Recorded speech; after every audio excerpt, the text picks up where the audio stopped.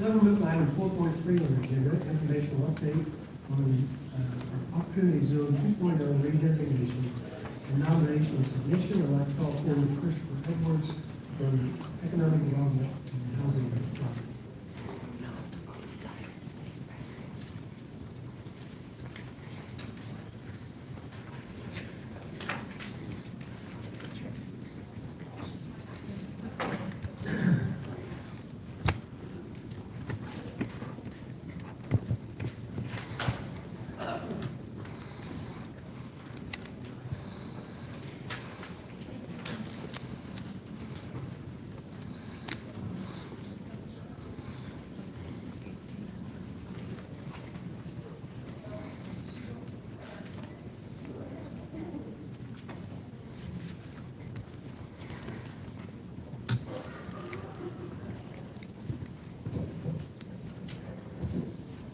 Good evening, Mr. Mayor, City Council, City Managers, Assistant Managers, other respective officials on the dais. Today's presentation is also another presentation from our previous meeting regarding informational update regarding City's Opportunity 2.0 nomination and redesignation efforts. This overview is basically based on updated federal guidelines that we have based on recent tooling, last year, 2025, beautiful bill. Here's our presentation overview. We will just highlight what our 1.0 versus 2.0 key differences are, our quick facts, as well as how those zones were selected, and the selected census tract overview. This was first introduced as part of the 2017 Federal Tax Cuts and Jobs Act. As I alluded to earlier, in 1.0, we do currently have, as depicted on the screen, your existing census tract for the city. And this particular census tract, the criteria of the federal government has shifted from the initial 1.0 iteration of it, and the 2.0 iteration has changed. And as a result, the 2.0 qualifications have kind of shifted the existing map over, as you see to the right. The Opportunity Zone Program overview, basically, we are in the process of nomination and redesignation as it relates to the state of Florida, regarding the Florida Commerce, and that process involves existing point 258, 262, 264, and 0.01, and 264.02. These census tract fit alongside of the existing criteria that has been established by federal government. These are just some of the key differences, just to highlight the permanence of the current 2.0 iteration. As a result of the recent Big Beautiful Bill in 2025, they are now permanent, and therefore also the potential impacts have changed. So before, first iteration was more real estate focused, second iteration is more real estate and commercial business investment focused. And as I alluded to earlier, this is really a tax on deferral tax on invested gains as a result of this particular program. And we're basically competing against 500 other applications and nominations across the state of Florida for the second iteration. There's a depiction of the four census tracts to the right. And as I mentioned earlier, there was a detailed criteria, economic distress criteria that was established that we are consistent with in this second iteration. And regarding our current state, we have submitted the nomination redesignation to the state Commerce Department, and we're in the process of being reviewed and considered among our competing communities in the state. This just gives you an overview of those census tracts. Again, once those areas are covered, in each four of the census tracts.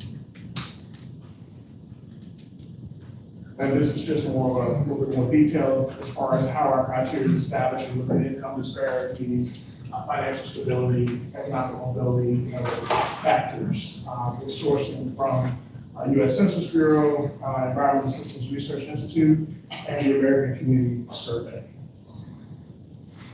And these are some of the example projects that we submitted that we felt were compelling stories to share for the attention of Florida Commerce, as well as Governor DeSantis as he looks to make those recommendations and make the final cut in July. And this is just the next steps and timeline of where we are. Today, Florida Commerce has taken public feedback. We're now transitioned into the wait and see process. And as Anita Berry, our lobbyist, explained on Monday at our work session meeting, right now we're petitioning our local delegations regarding our efforts, and we're looking for hopefully a successful inclusion in that recommendation from the governor. There will be basically the rules designated will take effect January 2027. There will be a 2-year transition period during which both 1.0 and 2.0 will be valid for investment. At this time, I'll take any questions that you may have. Any questions from the council? Okay. Thank you. Thank you so much. Report. Now we'll move to item 5.1 on the agenda. Approve the May 7, 2026 city council meeting minutes as submitted. Is there a motion to approve the minutes? So moved. Second. All those in favor? Aye. Opposed? Unanimous. Move to the consent agenda, or are there any items to be removed from the consent? Yes, item 6.6.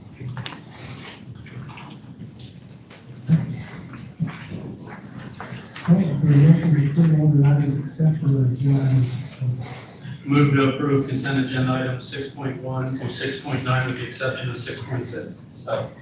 All those in favor? Aye. Opposed? Unanimous. Move to agenda item 6.6. Approve an agreement and purchase order with Loyalty Media LLC First View of Sandville, Indiana for the implementation of fire suppression software and support services for the city of Clearwater Fire District in collaboration with Nellis County in an amount not to exceed $15,910.60 pursuant to Clearwater Credit Authority Section 2.563.1 times C payback and authorize the appropriate officials to execute same. Mayor and Council, thank you. Since our last work session, there's been a change in the language of this contract in the city's favor. The indemnity clause was strengthened to incorporate the limitations set forth in Florida Statute 76828. And because of this, the effective date was changed to June 1st, reducing the subscription term by 1 month. This adjustment lowered the subscription fee from, like I talked about on Monday, $15,910.60 to $15,106.90, so a reduction of $803.70, less than the amount stated. Anyone from the public that desires to speak on agenda item 6.6?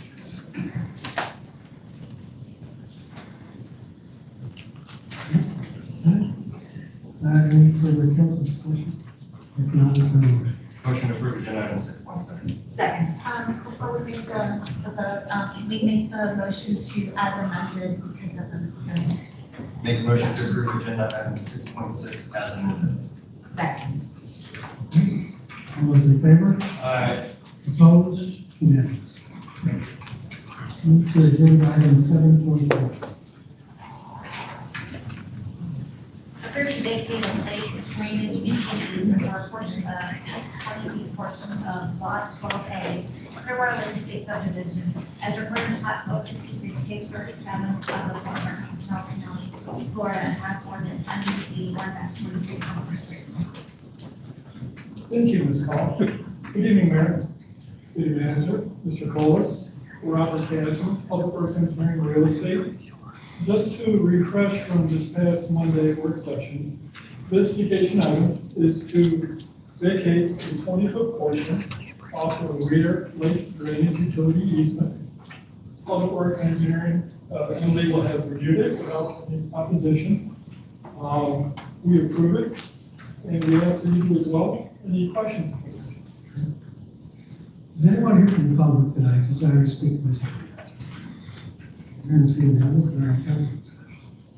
If If not, it's moved. Motion to approve agenda item seven. Sorry, we need to read it. Excuse me, we need to read it. Ordinance number 9881-26, an ordinance of the City of Clearwater, Florida, vacating the platted east 20-foot portion of the lake drainage and utility easement lying on lot 12A, Clearview Lake Estates, recorded in plat book 66, page 37 of the public records of Pinellas County, providing an effective date. Motion to approve agenda item 7.1. Second. All those in favor? Aye. Opposed? Unanimous. Moving agenda item. Thank you. Moving agenda item 7.2. Contract of the notice development agreement between AMC Pavilion Hotel LP 6 Flags LLC and the City of Clearwater property located at 7 Bay Esplanade, 18 Bay Esplanade, providing the allocation of 91 units from the hotel density reserve under the effect sign and confirm the second public hearing in City Council chambers before City Council on June 4, 2026 at 6 p.m. or as soon after the favor. Thank you. Good evening, Mayor, Council. I'm Ted Kozak, Planning and Development.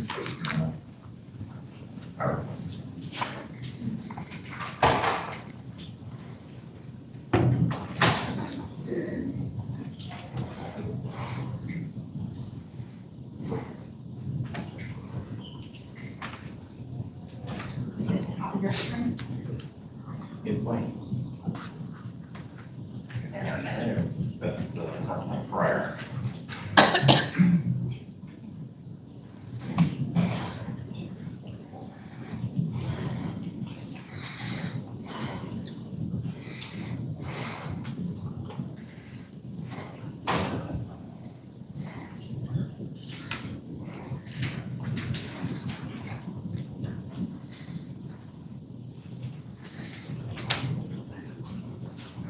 All right. Thank you very much. And as you've heard just now, this is HEA 03001, and this is 10 Day Esplanade and 18 Day Esplanade, which you can see here. A little bit of a summary, the site and condition. There is 101.06 acres on the property. As you can see here, there's two components, there's two sides, and doesn't go all the way to Mandalay, but we'll see in a moment which two parcels. So all the way to Clearwater Beach on the north side, Bay Esplanade, and the next parcel to the east, Kendall. The west side is the Pavilion restaurant to be preserved, and then on the east side, on Grove is to be demolished. The tourist district is the zoning district. The resort facilities tied to the future land use. And this is an old Florida district of Beach by Design. The development proposal includes a permitted density of 50 units per acre, 53 units, plus the, as requested, 91 units from the hotel density reserve, for a total of 144 units, 136 units per acre. Proposed height is 75 feet from base flood elevation to top of roof slab. That is 9 floors. Parking on the first floor, four levels. Some tongue twister. Site will be accessed, as we've talked about, from Kendall and Bay Esplanade. Amenities will be limited to the existing Pavilion restaurant on the west side. That's 93 to 89 square feet. Small amenity areas and miscellaneous back of house uses. The remaining floors will include lobby, the other back of house uses, and hotel rooms. There'll be a small swimming pool on the 5th floor, and hotel rooms on the 5th to 9th floor. The project is consistent with the Community Development Code, consisting of dynamics such as minimum lot area and width, minimum setbacks, maximum height, minimum off-street parking, landscaping as required, and Beach by Design and design guidelines as well, generally consistent. It's not progressing forward. We'll take my word for it on the elevations. There we go. And the design guidelines of Beach by Design and standards for development agreements. So the proposal is in compliance with the standards for development agreements is consistent with the comprehensive plan and furthers the vision of the beach redevelopment set forth by design. Questions? So, for the public, I'm going to take public comment, and I did get some mails today, with folks who live on this community concerned about this agenda item. And I think they thought that tonight was the only opportunity we were going to have to come speak on that. Tonight, we're only setting this agenda item for another week. So tonight would not be the only opportunity for folks to come, to speak on this issue. I wanted to share that with folks who said they couldn't make it tonight, so if you're watching on television, on one of our social media platforms, you know that if you wanted to come tonight to speak on this issue, you'll have an opportunity. So with that, is there anyone here tonight who would like to speak on this agenda? Yeah, come forward. You can line up right over here afterwards. Mayor, as appropriate as the applicant, I believe we have an opportunity. Oh, okay, very good, yes. Thank you, Mayor, council members, and others on the dais. We do have a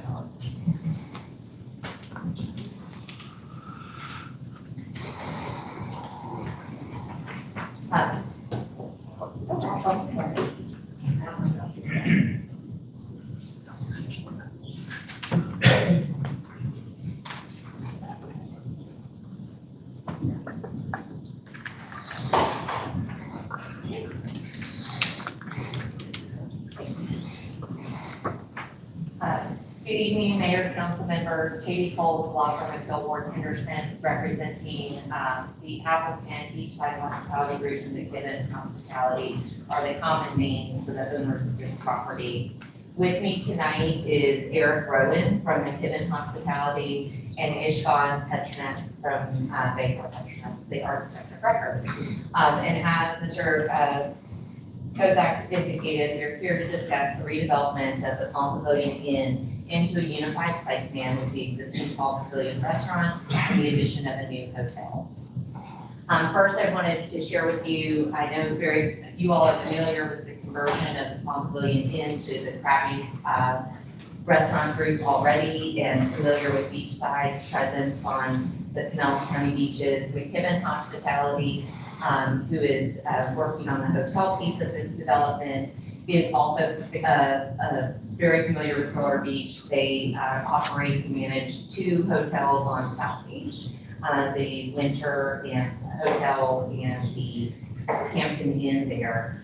While they're based in the Atlanta area, they have a significant presence also under construction in downtown Tampa with a hotel and others statewide. So wanted to let you know that you have 2 locally operating companies here who are looking to move forward with this. The current request before you is to give direction regarding the approval of a hotel density reserve development agreement to allocate 91 units from the hotel density reserve.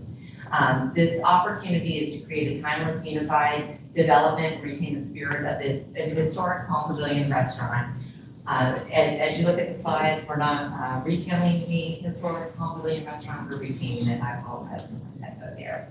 But the opportunity for the full plans will be submitted to the Community Development Board in the next appropriate cycle after you all, if you all choose to allocate these units for this hotel. These are the existing conditions. As I know, everyone is familiar with the existing restaurant and the small Palm Pavilion Inn together with the parking lot between the 2 adjacent to the public parking lot on the Esplanade fire station there. Here's a ground level view of the area. The proposed site plan includes 144 units, a height of 75 feet above design flood, and 173 parking spaces. I think it's important to know currently there are 32 parking spaces on the property to accommodate and service the hotel and the restaurant. And so this meets the 1.2 parking spaces per hotel room that the first code allows for. When looking at the hotel and the design considerations, it was obvious that, there were two main overarching themes. And one was to be respectful of the historic Pavilion restaurant, how it can be incorporated into the hotel. And then secondly, how to make the active side pieces of the hotel forward facing to the beach. So the pool deck is facing south and west away from the adjacent condominium building on Kendall. There's covered connectivity between the restaurant and hotel views. The modern design of the hotel is complementary of, but not necessarily duplicative of the restaurant. And if anybody's driven down Kendall to the public parking on the beach there, you know that the back of house and solid waste collection is front and center. And so this serves to make some changes there and doing that from both the city's parking lot as well as the non-parking.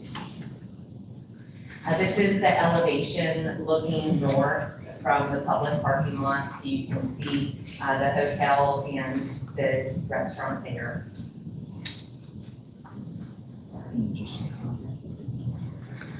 This is the first floor of occupied space, which is above the parking garage. You can see the pool deck that's located here facing the southwest toward the parking lot and the beach and the restaurant. Internal lobby, which is a requirement for the allocation of units to hotels with pursuant to the hotel density reserve requirements. Says breakfast area, as you can imagine, limited service type of hotel with breakfast area and service here, so. The hotel density reserve, you all have done this many times. I know that there aren't very many units out there available, so this is one of probably the last that you might see among these applications. The hotel density reserve was created by the Beach by Design through a holistic process looking at density and intensity for the total barrier. There are specific requirements regarding the allocation of these units, which this application meets. We know that in speaking to the Beach Association, there's some concerns about traffic and the fact that the city is going to be doing a traffic study specifically on South Beach.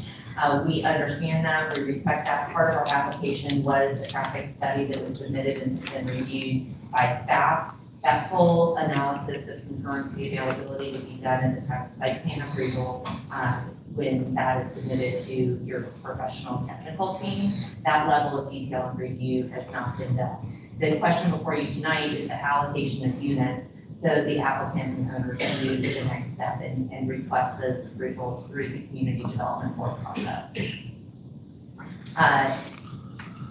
This is part of the old Florida district, and the design requirements limit height to 75 feet above design flood elevation, which is what this is. There are both setbacks and stepbacks because the spaces.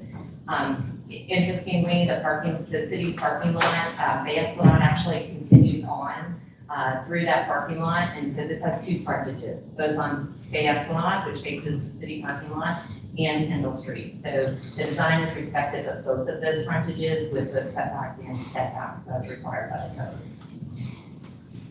Just to put it in perspective, the two most recent projects were some time ago in 2015 and 2018. They are both the same height as what's proposed here. The Avalon Club Hotel is a resort attached dwellings project, which, as you know, allows for basically condominium-sized units for short-term rentals. Pura Vida Condominium, according to their website, does not allow short-term rentals. It is has a limitation there and is still that high. So I was a little confused by the website, but that's what I found when I was looking for it. So that is nearby. I thought it was important to look at the height variation relative to what's being proposed. So with that, we're happy. I have the team here to answer questions with respect to the design or the technical operations of it. Happy to answer questions. I know there's some members of the public who also want to speak to me, so happy to answer whatever questions. Apologize for the awkwardness. No problem. As you said, I think this is the first time it's come up in the 2 years that the three of us have been on there. Yeah, it's a new process to have a legislative hearing during the public hearing process. I know You're it's different. exactly right. Not a problem, not a problem. So with that, I think we'll go ahead and take questions for you. So thank you. So, anyone from the public like to come and speak?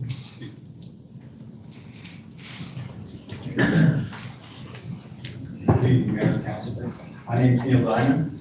I live on the beach. I appreciate you hearing concerns this evening. Personally, I would just like to say that one of the concerns that we have, being a member of beach residents, is that, not that we just get a time to speak now, but it seems like when people go travel or may go north for 2-3 months, that's when these types of things are brought forward for us to comment. It's a little concerning. That the timing doesn't seem right.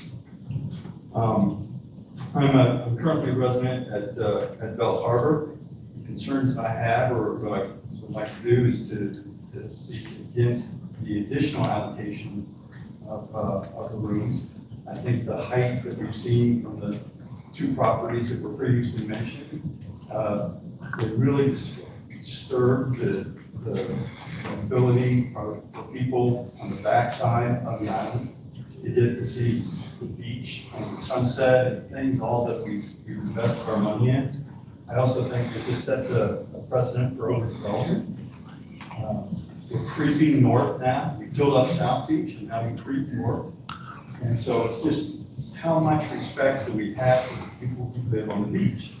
And I don't know anyone other than perhaps the mayor that has to go through the roundabout every day and over the causeway to experience that activity, and to simply add more and more and more. It's to a point where it's very disappointing that the development team feels that that's acceptable. I would also just emphasize the traffic issues in general today are very challenging. To add even more to the North Beach side that I don't think we control very well today. We try hard, but I don't think we do a good job of it. Makes it even more difficult. The last thing I would say is I'm not confident that the infrastructure that we have is going to be able to support yet another development like this. And at what point does it stop? I would be in support of something that was much smaller. You allotted 53 units. That would be acceptable. Anything above that, again, I'm against, and I believe that there will be several other people that will be writing letters also. Thank you for your time. Thank you. I do. The next speaker.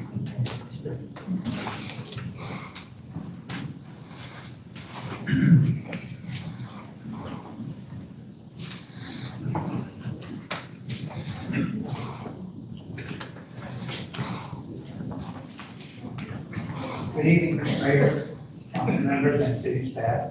My name is Patrick Radford. I'm a resident of Countryside.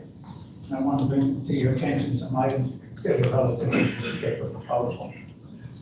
There's already a very critical traffic problem on Clearwater Beach. It's undergone numerous studies, no resolution to date, and this development will make it only worse. Residents on the beach, residents wanting to visit the beach, residents wanting to go to the beach to dine out, and tourists are all affected by it. When my wife and I decided to go to the beach to visit or to go out to dine, we planned it as if it was a military operation. There's the time to go. We hope the traffic is good, and we hope we have some good Irish luck as we make that journey. And oftentimes it does work out well for us. Development in this area simply is going to add to the traffic problem. Beach by Design was very, very successful developing the beach, but there is a limit to that success we need to be aware of, particularly with respect to the traffic issues that continue to get worse. And perhaps that limit has been reached. The council at some point, and I hope maybe this is that point, should say enough is enough. We need to stop adding to the problem and focus on the solutions to the traffic issues on Clearwater Beach. Recently, I was pleasantly surprised when the Dunedin Council turned down a 4-story project in Dunedin, even though it was pretty much in compliance with the legal requirements, because they stated it was not in harmony with the area that would be impacted. That took courage and the focus of them on the management of development proposals by saying no. They suggested the developer revisit their plan for a much smaller scale proposal. Just like the gentleman before me spoke with a revised plan at a much smaller scale. The Clearwater Council needs to find the courage to say, we will plan for Clearwater, not the developers. And if we see an existing problem made greater and unresolved, we need to say, no, enough is enough. Stop. Thank you very much for your time.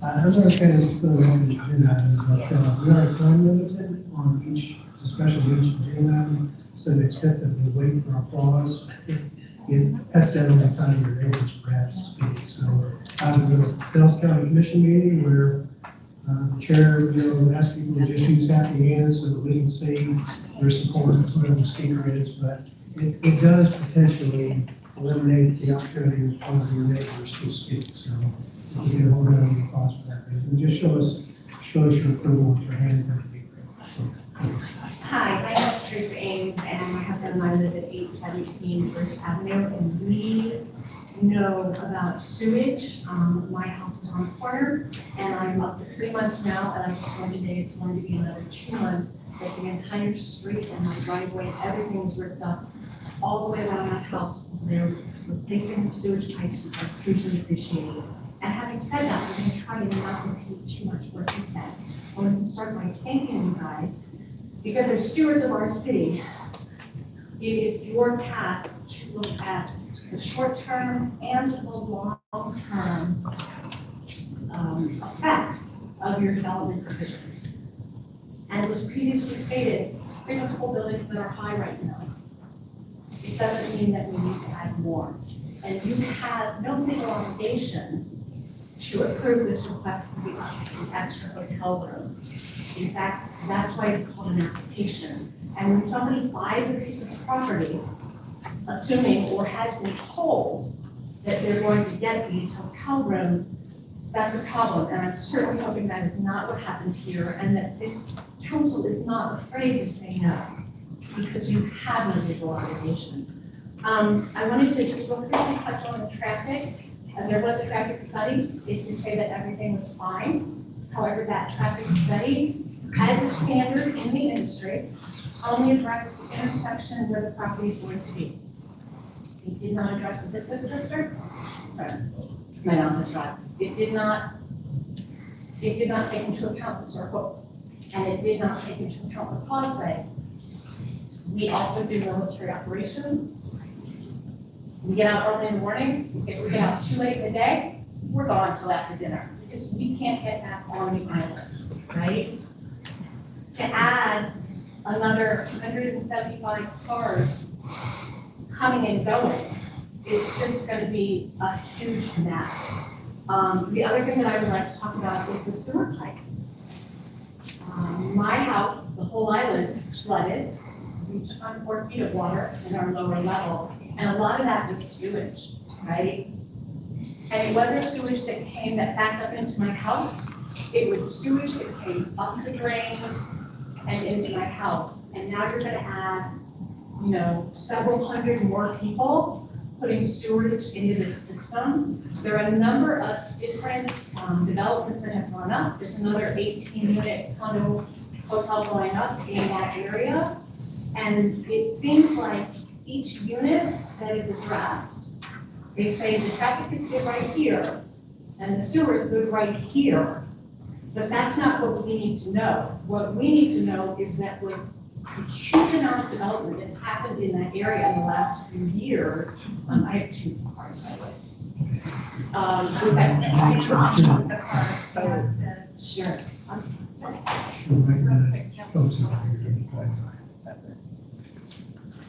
Hold on. She has to identify the folks. Yes, so you might be able to get one individual. Macy, can you raise your hand? Mary's in the other. I'm sorry, Mary. She's in the other room. She needs to be inside. We're gonna get an additional minute. Don't get her. They didn't tell us that. It's on the card. I'm so sorry. We wait for the individuals.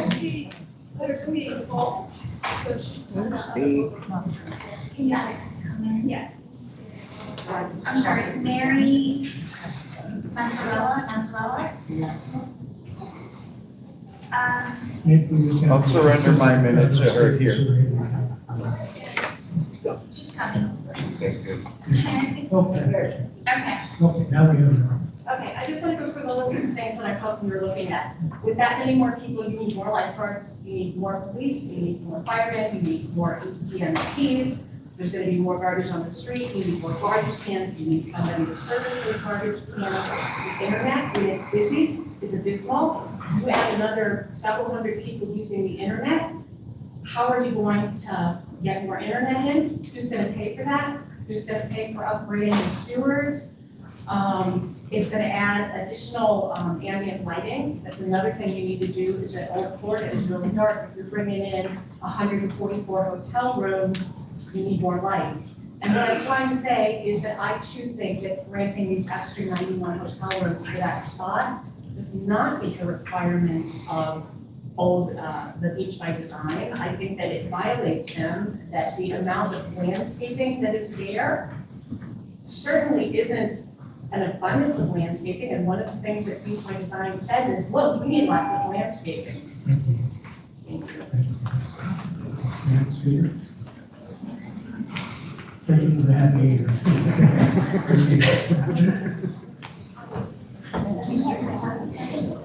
I didn't go without it. Yes. I'll do that right. Yes. Well, first, thanks for letting me talk. I didn't prepare. First, thank you all for that. Many of you and the work you do, really appreciated the fact that we're friends and neighbors, the transparency that this group has, I think is outstanding. Also want to thank you. I just finished rebuilding my flooded house, and the city of Clearwater is commended for that, especially on the inspections and approvals. So really well done. I live in Bay Escalade, so I live in North Clearwater Beach and part of the neighborhood. I'm also on the Bay Association, Clearwater Beach Association. And I just want to make 3 quick comments for you guys. First is, in the spirit of transparency, I don't know how these rooms were assigned, but the stories that we have sound good. So at the best case, we haven't been very transparent about the process. In the worst case, it looks really bad. So I think that's an issue you guys should address, how these rooms got transferred, how these are handled, especially going forward, as far as putting them back into the pool, making them available for other developers, et cetera. Second point I want to make to the developers, please come visit our neighborhood and talk to us. I think that would go a long way in letting us understand what we're trying to build, because this is our neighborhood. And then the last thing I would say is, don't underestimate the emotional and upset we will create by putting a monster hotel in the neighborhood. So I look forward to a very open process. Thank you. Next speaker. Anyone? Okay, do we have one more?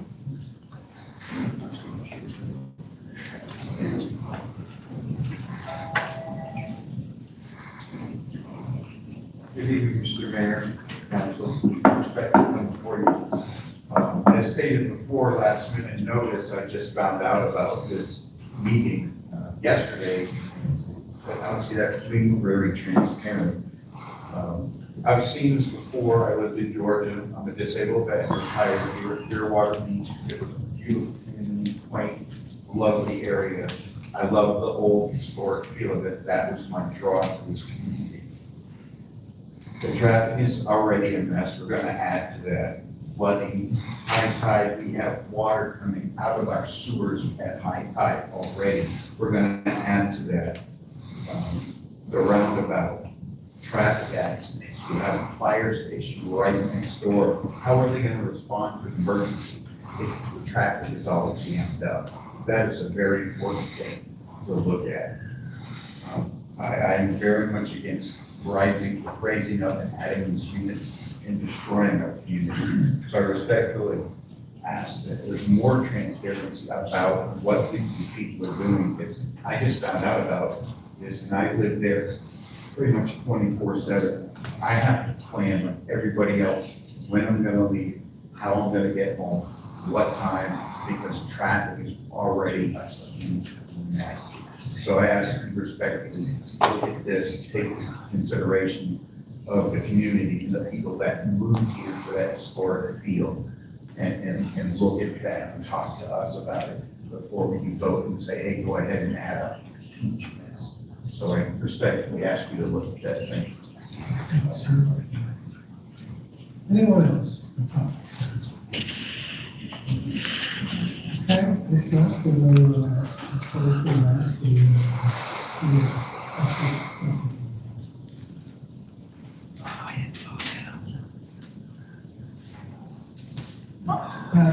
Do you have any, you have some comments that you really want to share, just? No, I mean,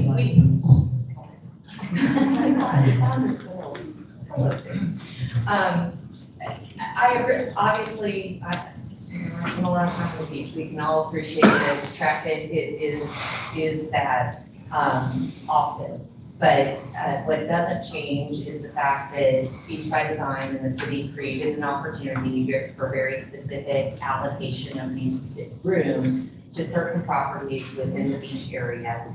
At the time that it created the reserve unit, it contemplated even the very high impact traffic that exists today. Beach by Design says that the Old Florida District supports the development of new overnight accommodations and attached dwellings throughout the district with retail, commercial, and mixed-use development fronting Mandalay between Bay Esplanade and Sunset. That's the vision right out of Beach by Design that is contemplated for this district. This is a transition to the neighborhood. Obviously, there's been condominiums constructed and other people living further south than perhaps was contemplated when Beach by Design was written.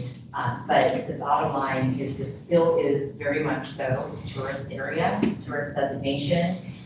We understand, we're happy to provide additional information on the internal capture with the parking lot that's available. The increase in parking from a ratio standpoint will be much better than the existing condition that exists today. And for the next meeting, we'd be happy to provide some internal capture information because the likely result based on the guests and McKibben Hospitality's experience is that many of their guests aren't driving to the beach, they're coming and staying and walking. But I know we don't need to have that conversation tonight unless you want to. Eric's welcome, happy to come up and have this conversation. We're also happy to connect. I did speak with Sam Heckman this week and happy to connect with others in the neighborhood about this as well, so. And happy to answer any other questions, but we would appreciate the direction and the opportunity to have some. Any other questions? Well, appreciate you being here.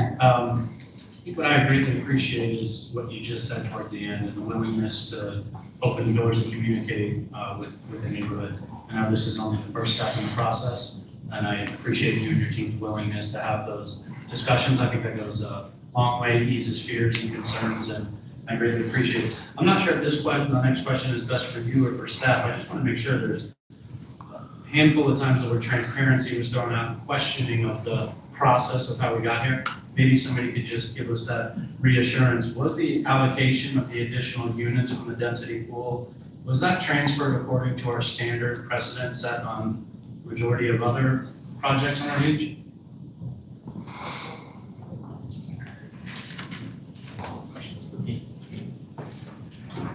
Well, the terms of how units come and go, the bank of units prior to this was 10.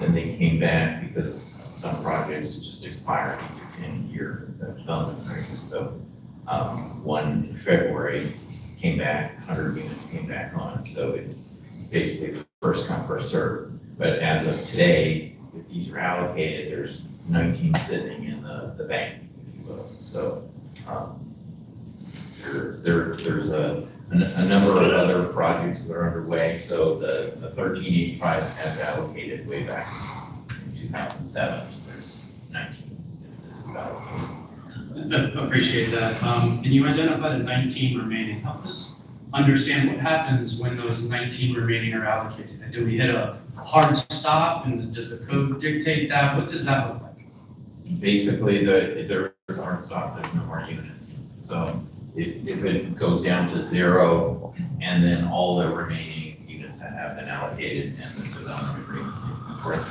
the development agreement, it's over. And then the last one, when these units and the amount of them were initially created, the formula, I would assume, took into account the current infrastructure of water, sewer, electricity, and all that good stuff. That math is already built into the front end of this? Yes, in the beach by design document, in the preamble and in the center where it talks about hotel density units, it already covers the density, assuming that the 1385, the studies at the time occurred, it assumed already the concurrency, the amount of infrastructure needed and the traffic, all in the document. So all those 1385 were part of all the studies done at that time. So we're just, when these expire and come back on, it's still at the beach. It's just moving them around the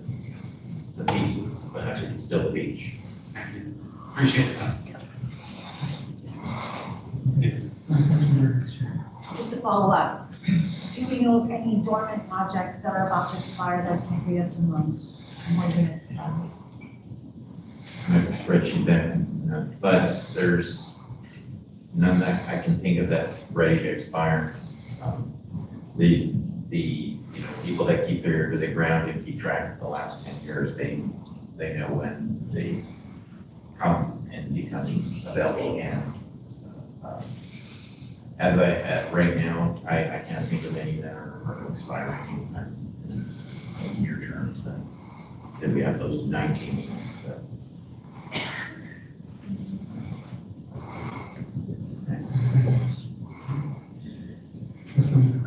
Vice Mayor Cotton. Yeah, thank you. I would like to, when you get the chance and have that spreadsheet, if you could just send that information to us, that just be absolutely, you know, for what we can anticipate on the horizons for the last 19. Absolutely, That gives residents, you know, where that light at the end of the tunnel is, knowing the neighborhood's safe and a little bit more reassurance on that front end. So thank you, sir. Of course.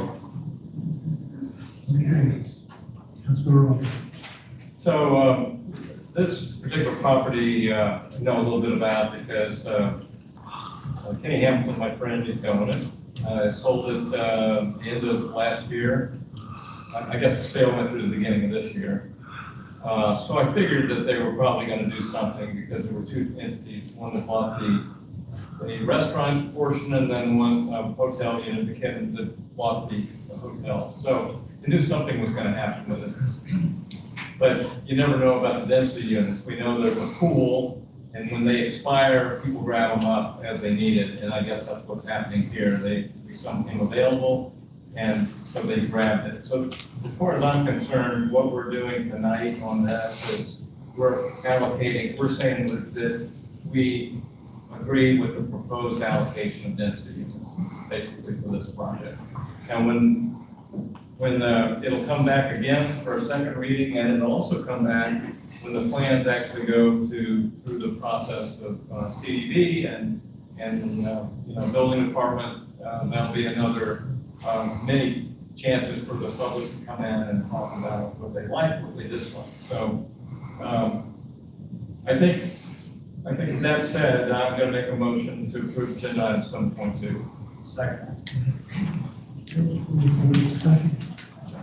And to clarify for the public, the item is not being approved, they're just confirming the date, the second public hearing date is what they're actually approving.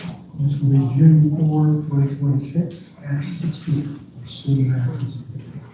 Again, like I said earlier, folks who email and wrote to us and weren't able to make it tonight will be here from now on June 4th, speaking to this agenda.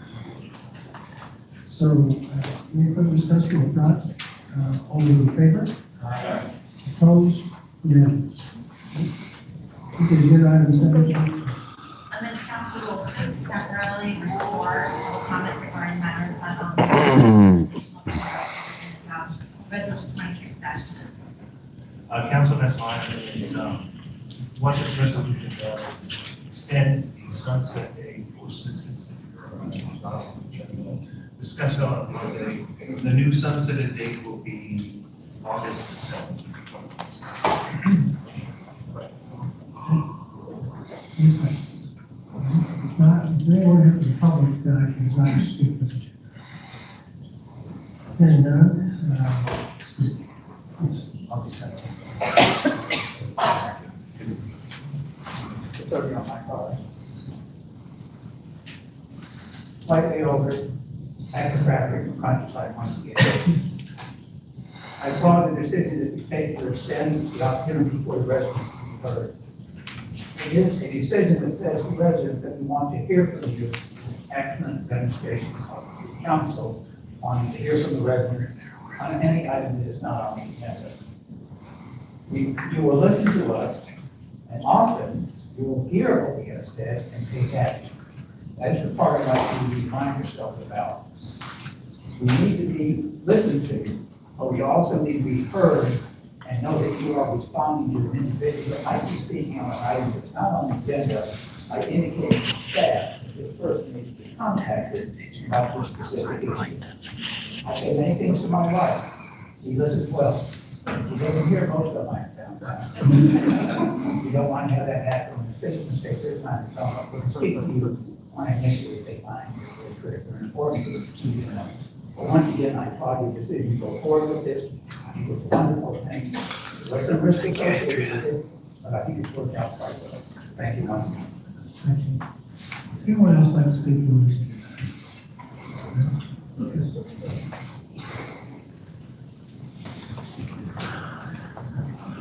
Thank you all. Having this many people come and say they're interested in what's going on in the city. And I thank you for bringing this back. I hope you'll continue to do that.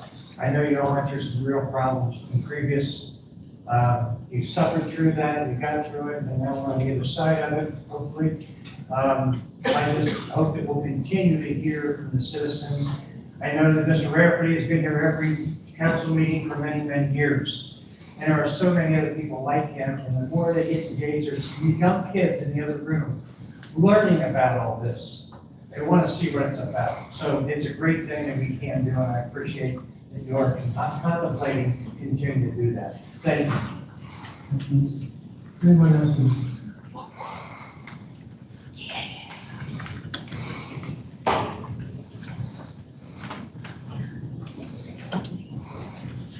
Hi, I'm Tony from downtown Clearwater on 20 Keys.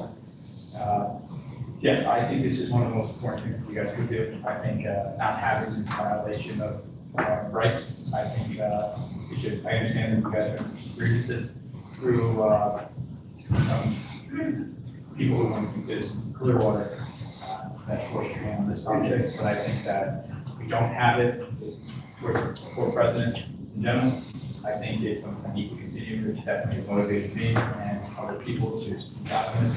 If it's something you guys want to have an active involvement with the community and have a good relationship with these, it's super important. It allows not only accountability of our politicians, which is now needed in the country more than ever, but accountability of our citizens. So I think it's to me, it's a no-brainer. I lost a lot of faith in our local government when this was taken away, which is why I haven't been here as much.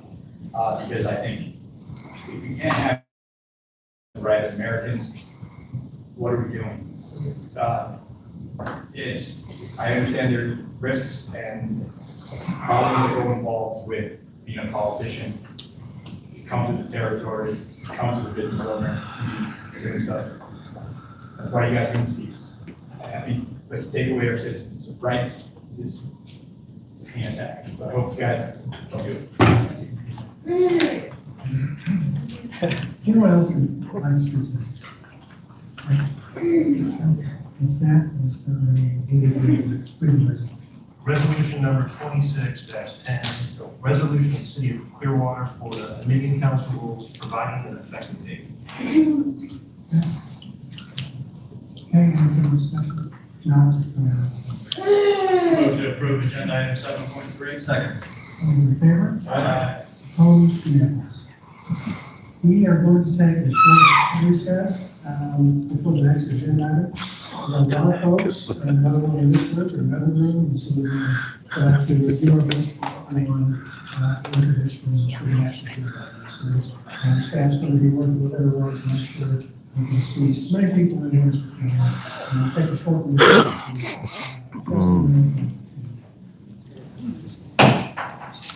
Sue Adams, how you doing? Andrew Malloy, hey girl. Constance June, Daniel Berry, Clearwater, Debbie Kelly girl. Thank you guys for being here. Rennie and Rennie's mama. Swamp certified. What's happening? 9 Lavender. Andra, what is it? Andra Cox. I don't know what the hell that is.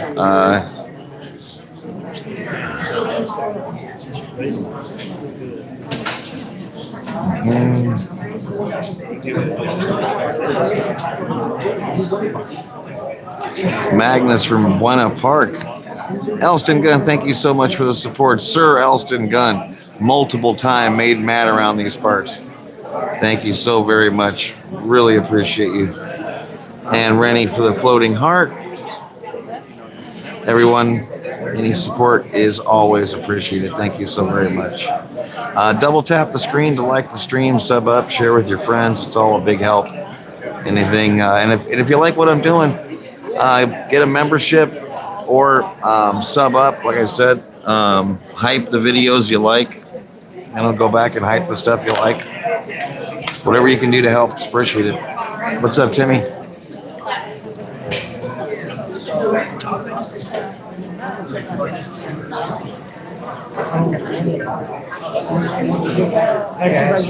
Hello. How you doing? Nice to see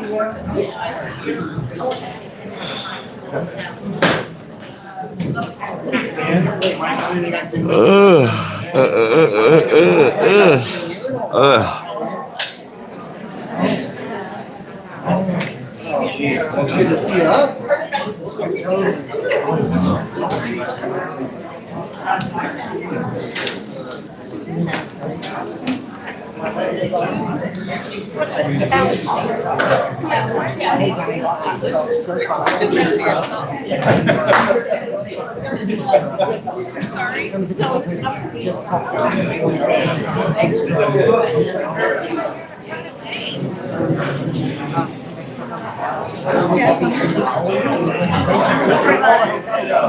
on the residential side. It's just not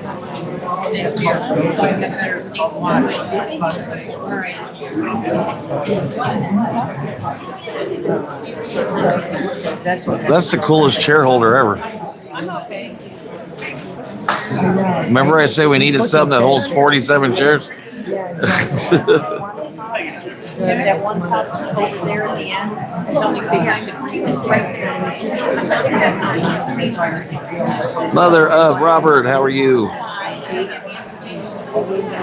should go up and I reckon I should go up to the northern side and close the beach so you guys can see. Check out the awesome shirts, our new awesome shirts. I'm looking forward to it. I texted. I texted. I'm showing you what's Oh. So the covering cat hair, but it says I don't know. Thank you, old Frizz.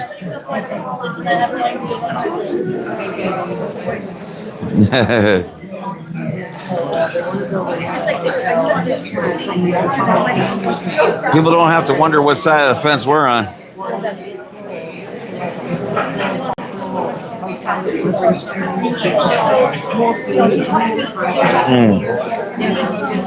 Remember to stand up.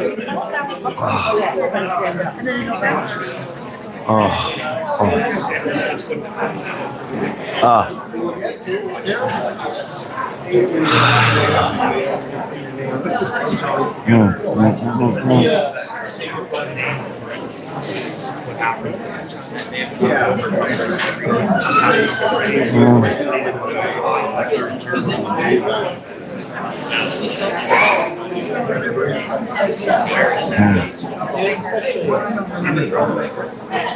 I've never more projects. I never got Oh, you're fine. it doesn't make any sense. The big projects, I like it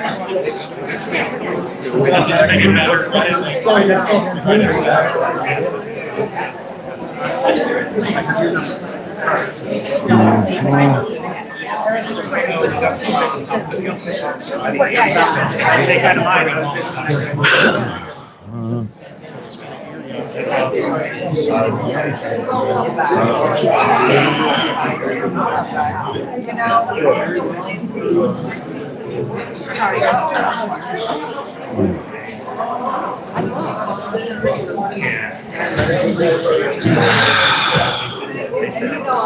Mindy's back there. Mindy. Oh, Mindy. Yeah. So it doesn't matter.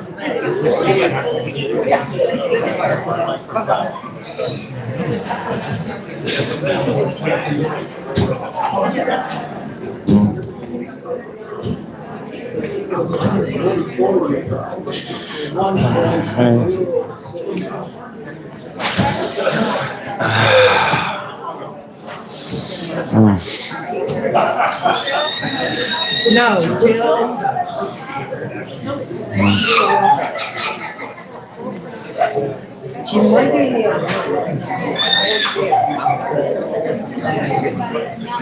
Oh, I think Jill's back.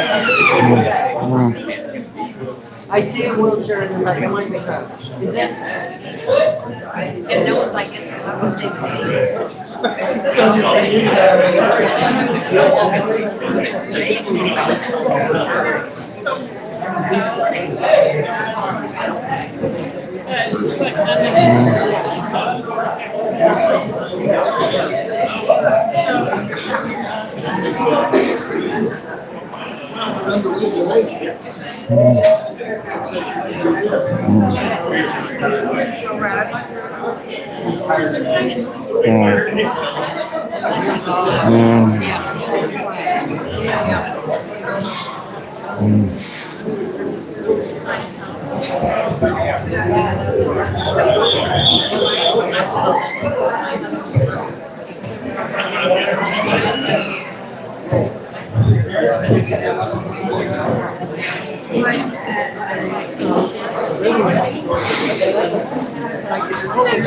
Oh, sorry.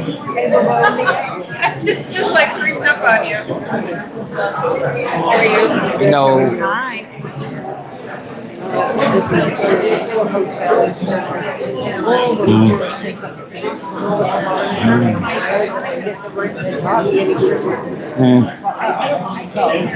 So Eric and I go to a specific spot. Hello, Archer. Hello, Cheetah.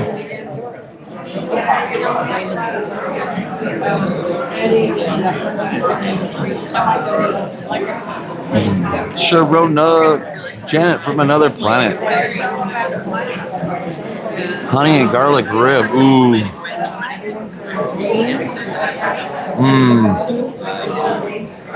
Honey garlic rib. Yummy.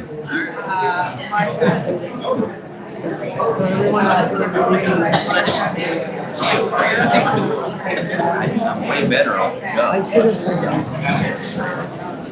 Like you start talking about something like, you know,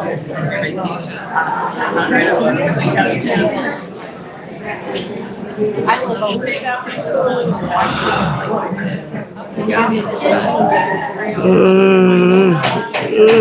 Here we go. I love it here.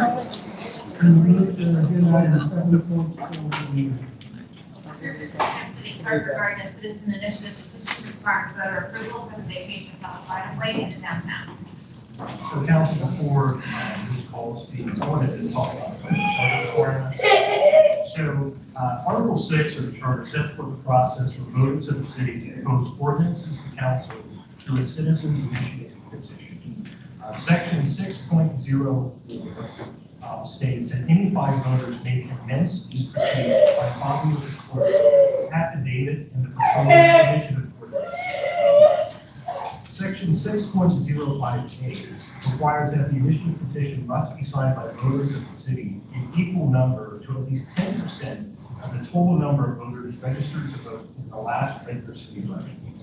Section 6.05B requires that all papers of petition must be uniform size and style. Each signature shall be followed by the address of the person signing it, and that the signature petition shall contain and attached to it the full text of the proposed ordinance throughout the circulator. Section 6.05C, each paper of petition shall have attached to it an affidavit from the circulator.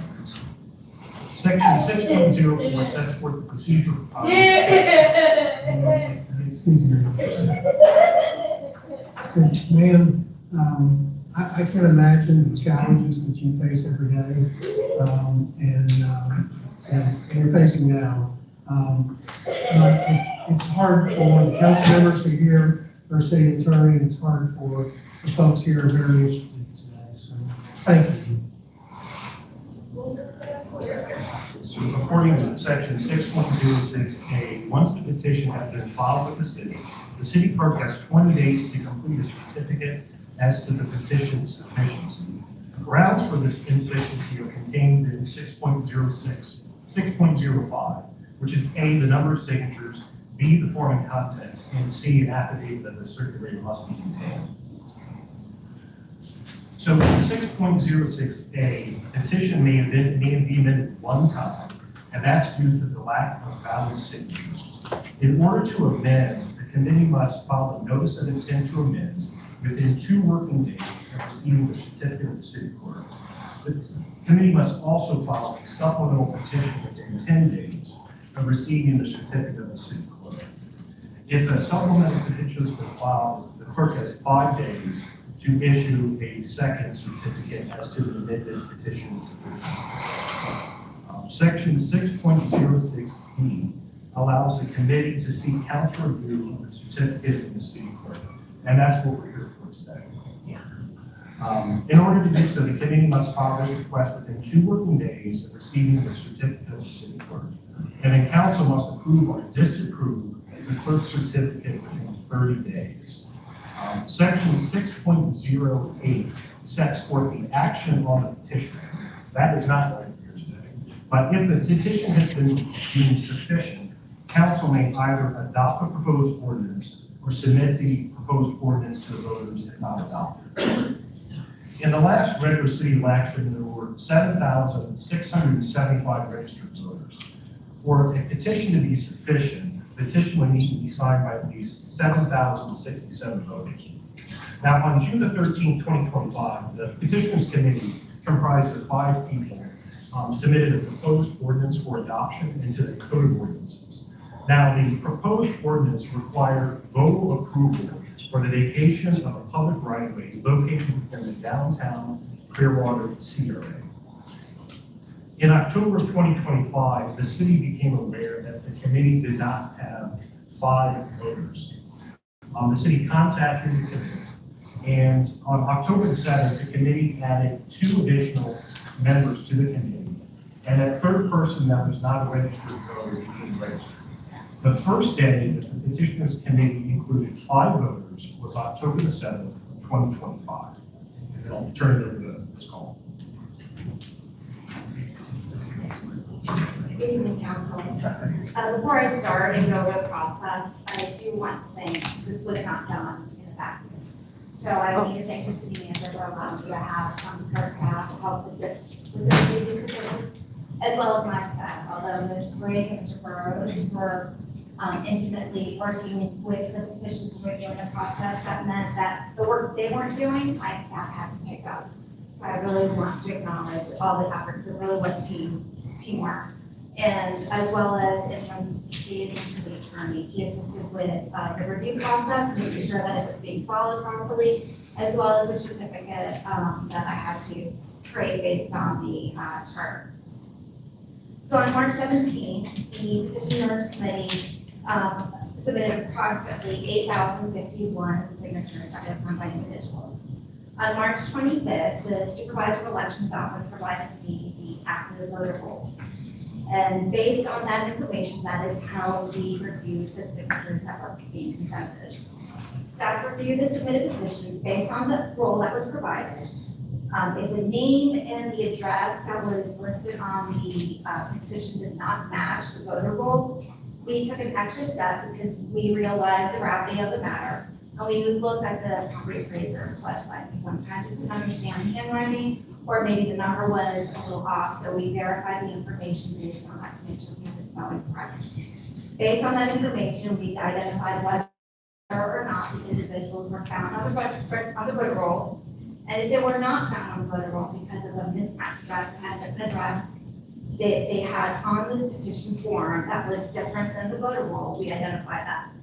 By confirming the information also on the county website, we also were able to identify on our information of who were keeping track of who was registered and who was not. We also identified the district they belonged to. And I have a couple of examples to show. So this was one of the petition forms that was submitted by the committee. As you can see, the signatures have been redacted because they're protected by Florida statute. So they are exempt from public record. But the rest of the information is not. On the top of the form, it does clearly say the petition form must also include the attached or proposed ordinance. That was not included in any of the petitions that were submitted on at the beginning on March 25th, rather on March 17th. Based on this information, we looked at the voter roll. Of this form right here, 20 petitions were submitted. 7 signatures were actually verified, meaning those were voters that were registered within city limits. They were Clearwater voters. The rest were not registered or belonged to another district. And as you can see, LA, Largo, DTF is the main fire district. And anything that was blank was actually not registered, or we could not find it on the actual.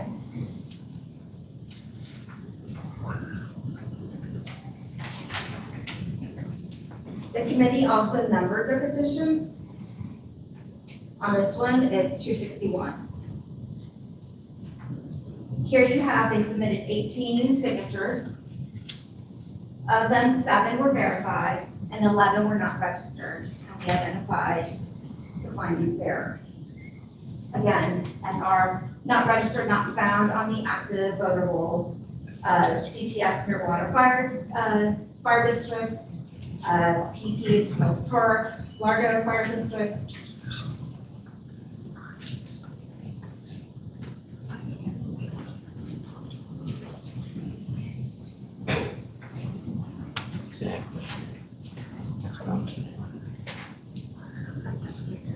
This was petition number 336. Here they had 7 not registered and 13 verified. The last example that I have is petition 7A, and that is from the amendments. And here they submitted, during the amendment, they did submit 701 petitions. On this one, there were 18 that were submitted, 13 were verified, 3 were not registered or not found on the active voter roll, and 2 had signed previously. And here you can see where they identified whether the signature was accepted and where they signed previously.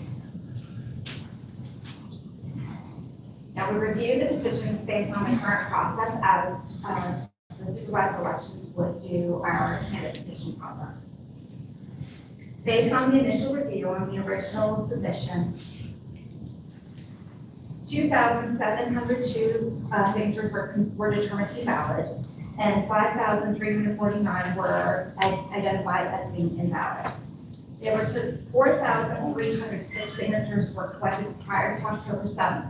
And this was prior to the committee actually being a complete 5-voter committee. So anything that was collected prior to October 7th was not considered valid. So those signatures that were invalid were not counted. 3,745 signatures were collected on or after October 7th. Those were considered to be reviewable. And 1,043 signatures were signed by individuals who were not found on voter roll and were determined to be invalid. 2,702 signatures were signed by individuals who are voters of the city of Clearwater and were considered to be valid. Now, the charter, as Mr. Kohler has stated earlier, does require that the proposed ordinance be attached to the each petition form. In the first batch, none of the petition forms have included that ordinance, but despite that, we went ahead and counted them. The initiative petition was deemed to be insufficient due to a lack of required number of valid signatures as required by city charter. I completed the certificate of the city clerk on April 2nd, and as required by charter, it was sent to the committee registered mail. On April 6th, the petitioners committee submitted their intent to amend their submission.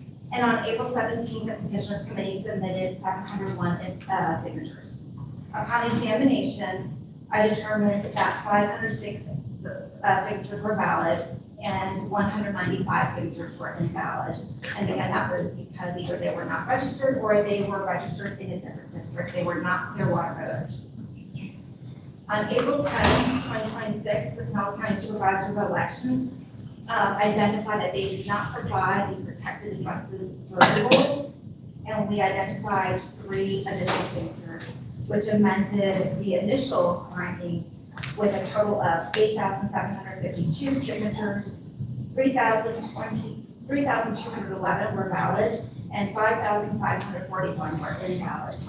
The total invalid signatures due to addresses not matching the voter roll were 35, and the number of instances where voters signed more than once was 40. The petitioners committee requested that the 4,306 signatures be reconsidered and not excluded without review. We have reviewed them. And 1,231 signatures were signed by individuals who were not registered voters of the city of Clearwater and were identified or determined to be invalid. 2,956 signatures were signed by individuals who are voters of the city of Clearwater and they were considered valid. Therefore, even if signatures collected prior to October 7th are considered, the initiative petition are still insufficient due to a lack of the required number of valid signatures. And, I can go ahead and just show that just in case.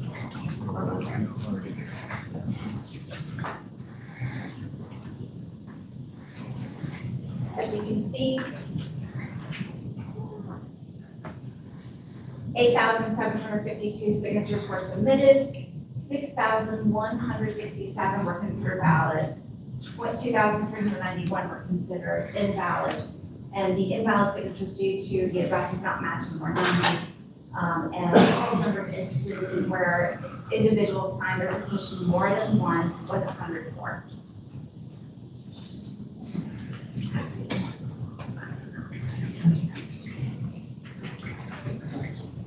Anything further? Kansas Cole completed her second certificate on April 27th, sent it to the committee, and then the committee requested this council. So council has really 2 options. One is to approve the certificate or disapprove the certificate. The item set for tonight is not an action on the petition. It's not to determine whether or not council wants to adopt a proposed ordinance or send it to the voters. It only deals with the sufficiency of the petition. So, approving the certificate is a final determination that the petition is insufficient for the reasons contained in this Cole's certificate. such as the lack of valid signatures and the thorny cut. Now, council has another option, which is disapproving the certificate would also be a final determination that the petition is sufficient. But I would recommend that council would need to provide some type of rationale as to why the petition is sufficient, even though the clerk determined that the petition was insufficient. And council would also need to provide a justification as to how the petition meets the 10% threshold.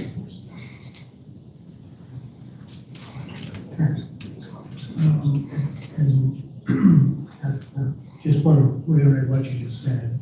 Tonight, we're just evaluating the sufficiency of the petition. We're not debating if anyone on the finalist wants to put a petition, a referendum proposal on the agenda that will come at the subsequent. We're not debating that tonight. We're just debating the sufficiency of this petition. Correct. Okay, with that, I will take public comment. We invite you to come up. Of course, as I said at the beginning of the meeting, if you want to speak, you need a comment card. We've created a list because we knew that the participants of the non-public here tonight. Those have signed up to speak.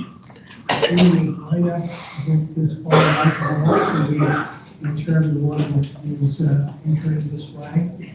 And as I said earlier, our council rules, Rule 6, allow for 60 minutes total for public comment or review. So again, happy hands if you can, to be kind to your neighbors. We got a lot of folks who want to speak tonight. And the other thing I'd share with you is, once we take the first speaker, the 60 minutes starts running, so I want everybody to be safe on the way up to the podium. But if you could, Hi, Kenny. once your time's up, to move quickly away from the podium to give the next speaker an opportunity to speak. That would be courtesy. Here we go. With that, we'll take our. Jill Gibbs. You'll get us. You might come the next speaker. I have Kelly Meyer and Lisa. Gano. Yes.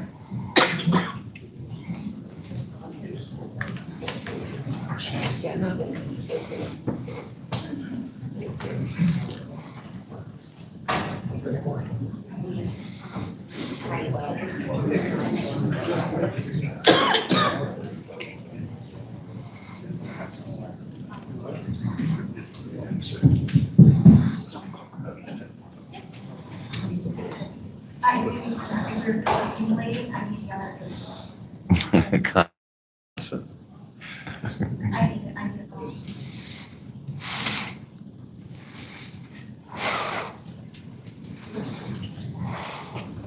Vicki Lindsay. Thank you. We have an additional minute.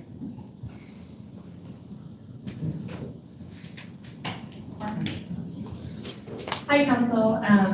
Here to provide some rationale. It's actually really simple. You can cite trivial issues all you want, but it's really simple. The people have spoken. You've been elected to your seat to represent the will of the people.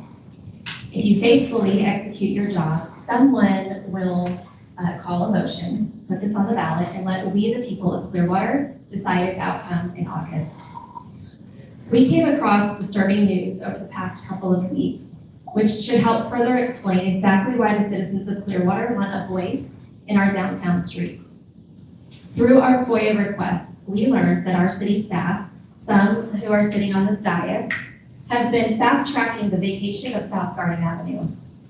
They know full well that thousands of citizens do not want this. They know full well that what we want is to place a memorial to the African-American community known as the Garden Community, Garden Avenue, to remember what was once there.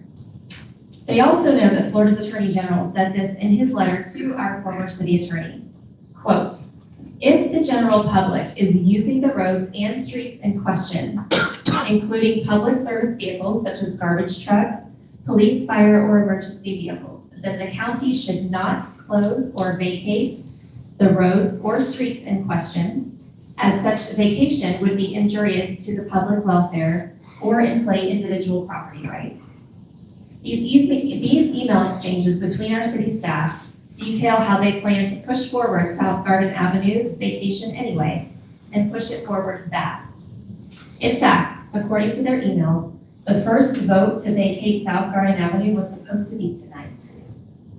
Imagine with me for a moment a split screen. On one side, you'd see dozens of citizens, including my friend here, who went house to house with me for days on end. You would see dozens of citizens in Clearwater, young and old, rich and poor, from all walks of life, from all political sides, going door to door, or sitting for hours at a variety of locations, spending over 10 months and thousands of hours offering our fellow citizens the opportunity to petition the government to have a voice in the future of our downtown streets. On the other side of the screen, you'd see our city staff, whose salaries are paid for by us, sitting at their desks, typing fast as they conspire to utterly and completely ignore the admonition of the Attorney General and the desire of Clearwater citizens, and give away South Garden Avenue as quickly as possible. And I'm wondering, was this entertaining for them to watch those of us who canvassed and the thousands of us who signed work our tails off in the heat and the cold to petition our government and save our streets, while they, at the very same time, were working to give away said streets? Did any of you know this was going on? What an absolute betrayal to the people of Clearwater. And one last thing, to those of you who think that you can fund the GOP enough to convince this council to do your bidding and ultimately silence the people of Clearwater, we the people will not be silenced.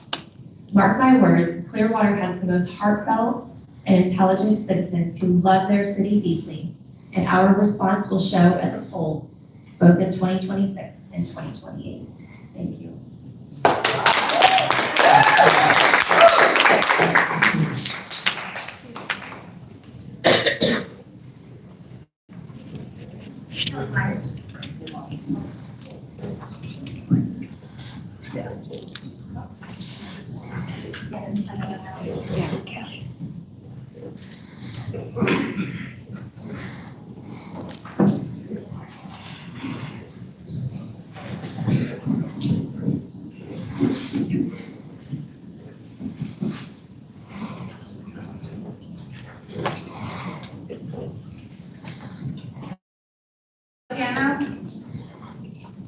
Thank you. An additional minute, 4 minutes. Thank you. Good evening. It's been a long 14 months. I come before you on behalf of the Petitioners Committee of Save the Garden, our citizen initiative. I urge you to reject the city clerk's certificate of insufficiency and amended certificate of insufficiency. The clerk's determination should be rejected because we have recently begun an audit and have found so far that the clerk rejected signatures of eligible Clearwater voters on inactive status contrary to the city charter. The clerk found petition forms did not have the proposed ordinance full text attached, but each petition form was circulated with the full text attached, as each circulator's affidavit swears to. The clerk rejected signatures collected before the petitioners committee was comprised of 5 voters, but that requirement violates the First Amendment.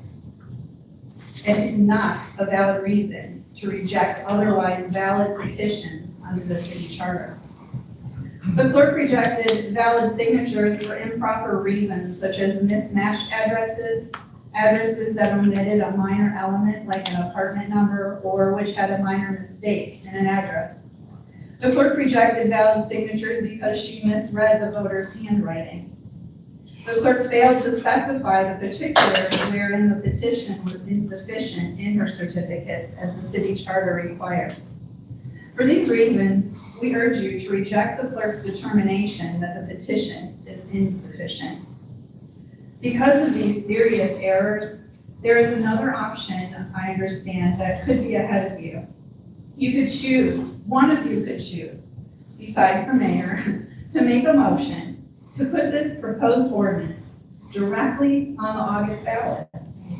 Would one of you please have the courage to do that? And who is willing to second it? Just to open discussion on this option. Thousands of your constituents are counting on you. Thank you.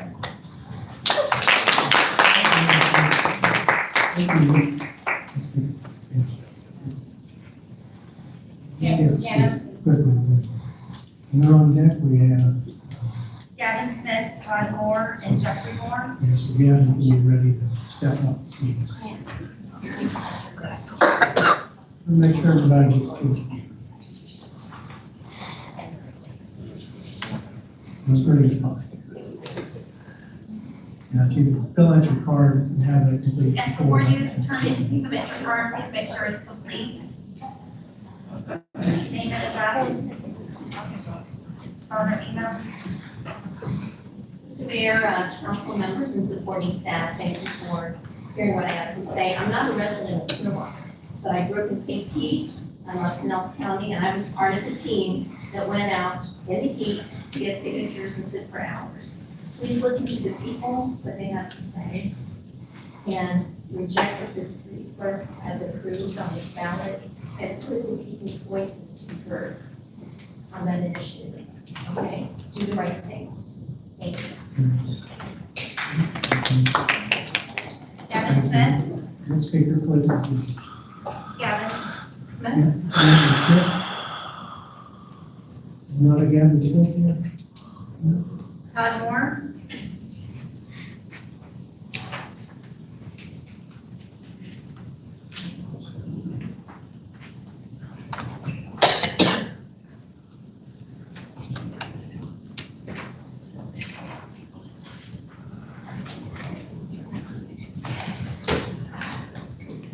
My name is Todd Moore, and I reside in the city of Clearwater. Everything I'm getting ready to say is in regards to 7.4. So quick backstory on me, I was born in Port Plant Hospital, raised in Clearwater. I attended each level of public school here. I did my parents and 3 children. And my great uncle decided, was a ticket taker, capital here, so I didn't know what I'm saying. A lot of my family spent time downtown. But the first time here, I lived on the beach. And it tends to make me forget about it. I didn't like that. In the meeting on May 18th, Mr. Menino stated that he, and I quote, was born and raised in Clearwater, but only came down to downtown 2 times a year with his family. Makes me wonder why. I never attended a committee meeting until tonight, but I've watched and listened closely on YouTube for many years. I did not want to be here in person, but it's necessary for my well-being moving forward. So pertaining to agenda item 7.4 in regards to the citizen initiative requiring voter approval for vacation of public right-of-way downtown. This recent vacation request comes from the Church of Scientology. And now I hear their affiliates have put the vacation of public right-of-way or 2 more requests, 3 in total. So being here my whole life, I've learned Scientology does not like you. And now I hear their affiliates put in, they tolerate you at best if they want something from you. I come from experience, because I work for a service company that dealt with it on the day. So each of you, with the exception of one, arrived in Clearwater after the arrival of Scientology to our city. One of the many duties of the city council member is the citizen engagement. This includes listening to and engaging with community feedback, addressing citizen concerns, and representing the interests of all constituents. Myself and the others feel this has not been done. That one entity is getting a lion's share of your attention. Each of you will cast a vote, will be counted. And that vote will be very revealing. I, Todd Moore, signed a petition to require voter approval for the vacation of public right-of-way. Do not silence my vote. We miss you, Gabe. You were wrong in person. Thank you.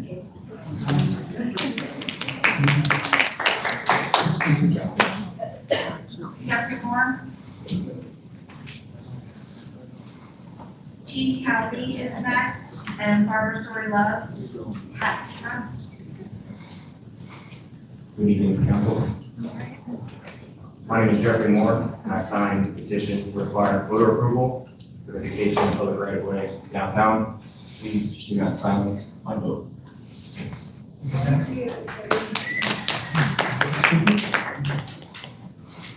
Chief Kelly. Well, good evening and thank you. After 50 years, I think we should be heard as we the people. And I think this initiative should be put on the ballot. I think we should listen to the citizens of Clearwater. Thank you very much. And Barbara Story Love, ma'am.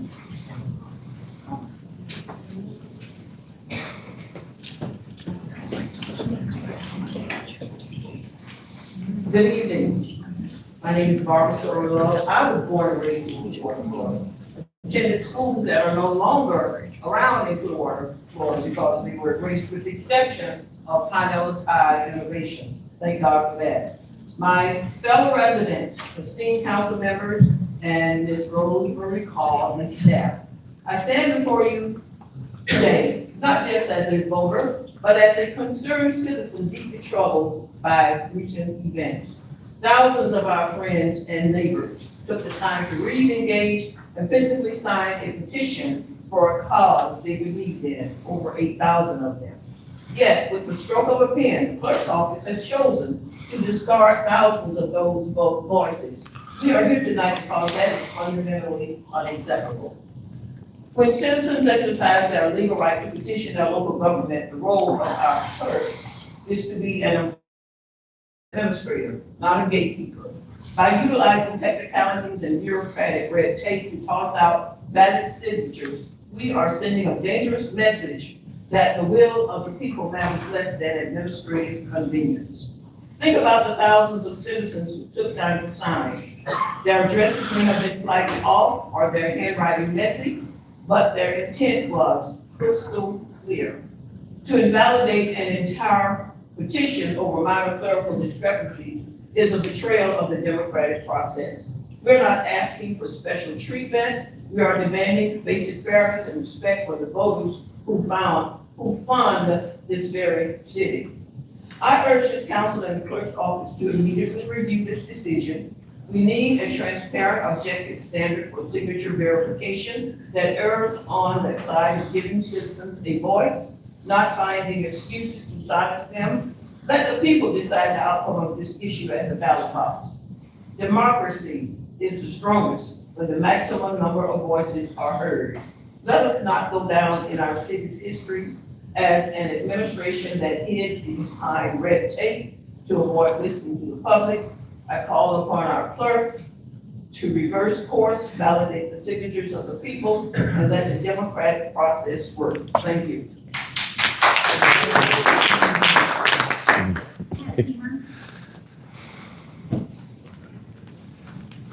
After Don Teemer, I have Shirley Johnson and Fran Catherine. Good evening, council members and city staff. My name is Pat Teemeyer, it's always hard to pronounce, and I've lived in Clearwater for almost 12 years. With elections coming up in August, I'm sure that each of you remembers what it was like to collect 250 signatures to get your name on the ballot. Perhaps like me, at first, you thought that this could be done rather quickly. Today, I can say that I represent at least that number of people, maybe more, who were able to sign our petition initiative back in the summer and the fall of last year. I found out what a long slog it is to get even a few hundred signatures. But I was impressed that at least 90 other people joined in the efforts to gather not hundreds, but thousands of signatures by March of this year. Together, the circulators represent the voices of many more thousands in Clearwater who want to see a different approach to making the decisions about vacating city-owned streets, rights of ways, and property in downtown Clearwater. Working on this petition drive is the first time that I've actually been involved in any kind of local civic action. I had never before been an activist, but felt that this issue deserved both my time and my effort. Along the way, walking my neighborhood or others nearby, I was encouraged to find that when someone did answer the door, the majority were excited to sign our petition and agreed with what it stood for. They knew that a new method of making decisions about city-owned property was needed. So here we are in 2026, the 250th anniversary of the Declaration of Independence, the birth of our nation. The founding fathers would fight for freedom both in the halls of debate and on the battlefield for a number of years, determined to have a government of the people, for the people, by the people. They designed a new kind of government that is the antithesis to the more common top-down government, which ignores its citizens and often silences their voices. They guaranteed that citizens be heard and their ideas respected in whatever issue was being debated. I beg you to listen to these Clearwater residents. Your need to do so is actually bigger than your individual opinions. You can honor the 250th anniversary of the USA by emulating the ideals that our founding fathers labored long and hard to establish. Listen to the voices of nearly 9,000 citizens and know that they represent many more. Put this initiative for a referendum on the ballot, is what I ask. Allow the voters of Clearwater to make the decision concerning their streets and their public right-of-ways. It is the right thing to do. Amen.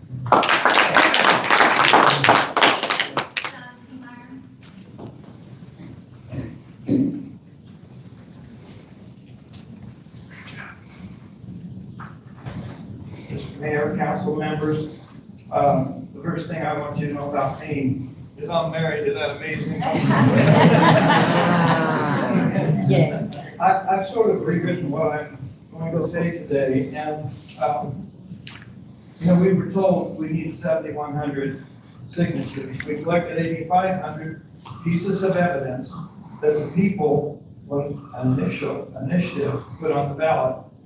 And I seriously doubt that any fewer votes would have been collected if the person had been a registered voter, instead of not being registered.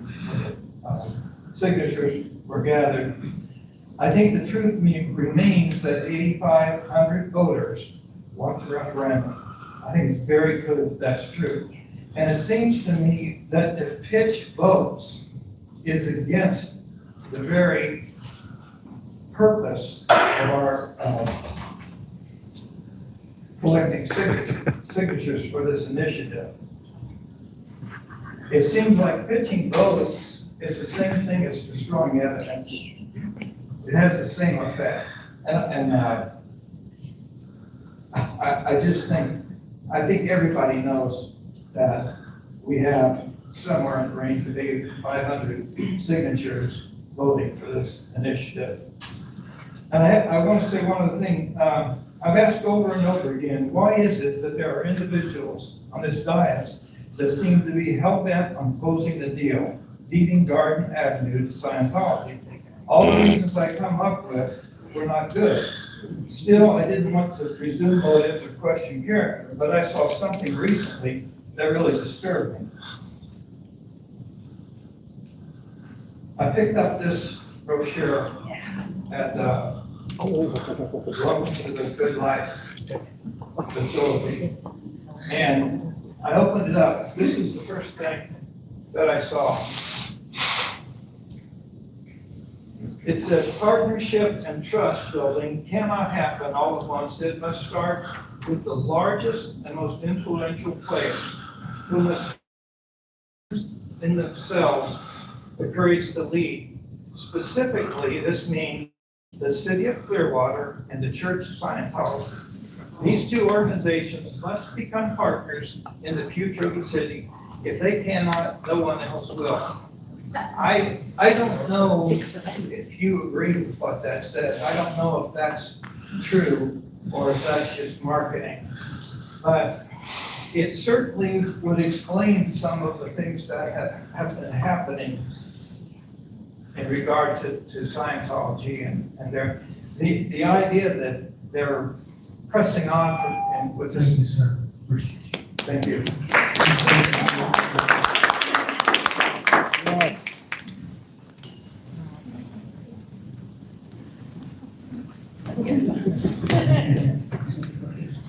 great to have you in the front. It does help us move things along, so appreciate those of you. I'm Fran Heffern, and I'm an 81-year native of Clearwater. I'm here tonight because I do not want Garden Avenue sold. I don't see the point in selling any of our streets. And people come here for the sun, sand, water, and views. It's a place to spend a lot of time outdoors. And I think we can, there are people in our group, the Save the Garden group, that feel strongly about dissecting our city with selling off streets. And I knew there would be more interest in buying more streets once this one was sold.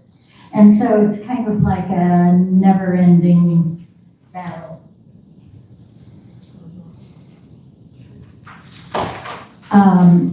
Our team, the Save the Garden team, have a lot of strong participants and went out canvassing. We went to the Threshers Ball Stadium, not the Ball Stadium, but the parking lot, and for a few days, and sat out in that blistering sun trying to collect signatures. We would have people drive by and then turn around and come back once they had seen our signs, what we were doing, and they were dying to sign the petitions.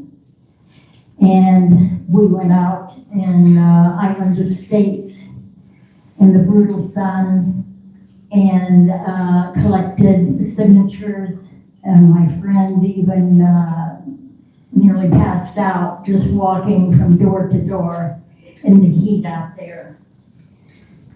And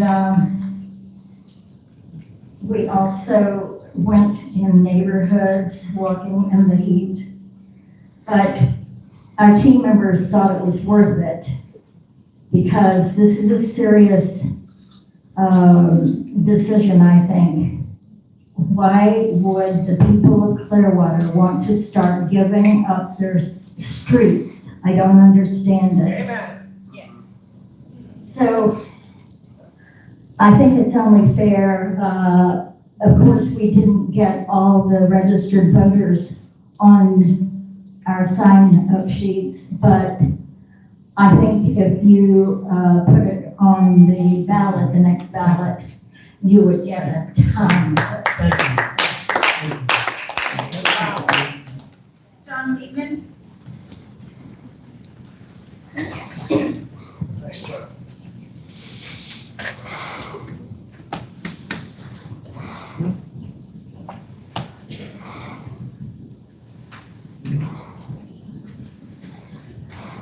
Thank you, Mayor, for your time, City Council for your time today.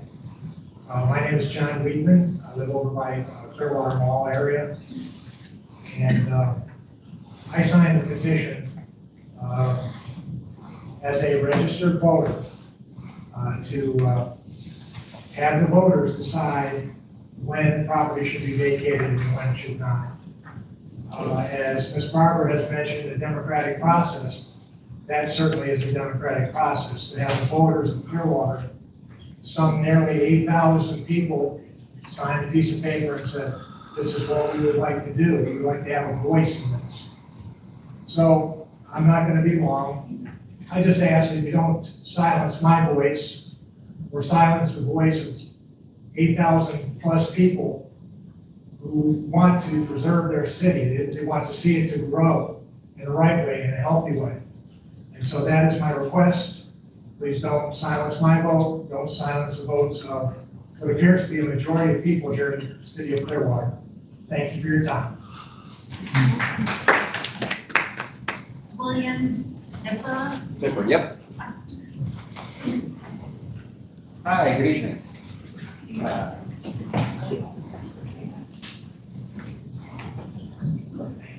Hi, my name is William Zipper. I'm a citizen of Clearwater. I've been so for a little over a decade now.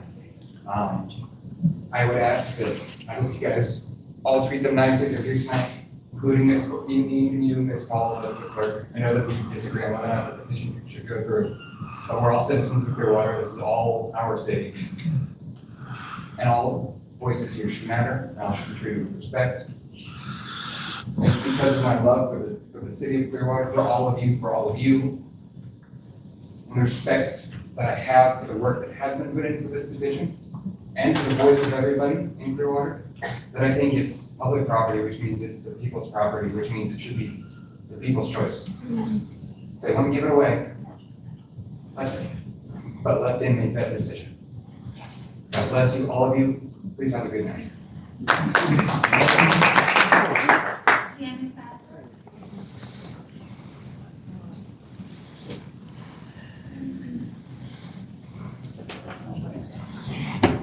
Good evening, my name is Janice Bassler, I live and vote in the city of Clearwater. I canvassed my neighborhoods discussing this petition and getting signatures.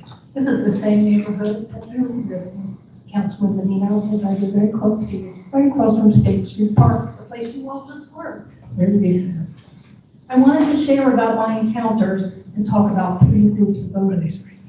First, almost every time I went out and knocked on doors, someone answered who identified to me as a member of the Church of Scientology. We had varied discussions about this petition, about politicians, about God. They were all very civil and informative, and no, not one of them signed the petition, but I thank them for talking to me. The second group, and probably by far the most people, were very eager to sign this petition. Some have lived here for many years, others only a few months. All seem to express concern over why our downtown Clearwater is so vacant and empty. Some remember when it wasn't like that. Others wondered why it was like that. They all wanted an opportunity to influence in regard to the downtown streets in the hopes of fixing what city employees and councils, past and present, have allowed to happen. The third group, very small group, maybe only 15 people. Their stories both saddened and distressed me. These voters asked if their name would be seen by the Church of Scientology. And I said, yes, that was a possibility. They indicated they supported the initiative, but they chose not to sign. They said they were afraid. They were afraid that their business or their family or their neighborhood would somehow be targets by the Church of Scientology. Governor DeSantis says that we live in the great free state of Florida. These people were expressing feelings of fear, not freedom. I handed them a Save the Garden card and let them know to keep an eye on the website when this initiative came on the ballot. They would then express their freedom and vote. Please don't choose to silence the voters who elected you to office. Thank you.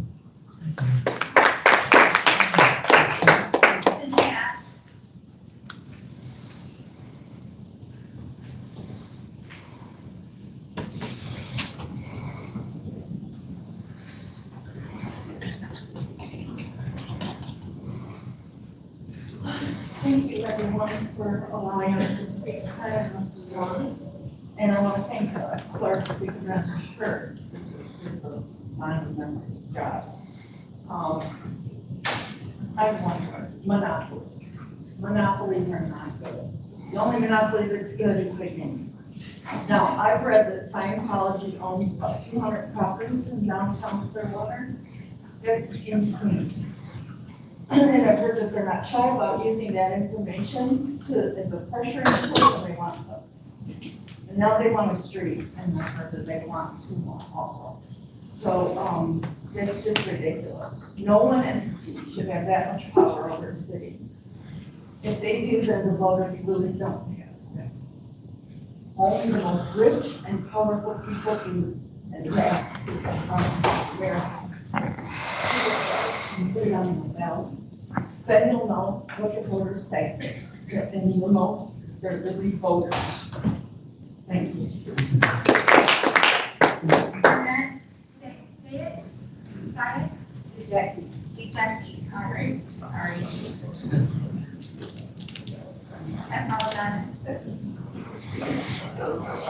very nervous. Oh, you good, you good, you got it. You got this. I'm a crier. My name's Vanessa Jackie. I grew up in Clearwater. I went to elementary school, middle school, high school, even got my AA from St. Petersburg Junior College. Recently, my husband, we moved away. We just moved back. What's happening in downtown makes us very sad. As you can see, I'm not a public speaker, but this is important to us. Please let us vote on this. Downtown Clearwater is a pass-through.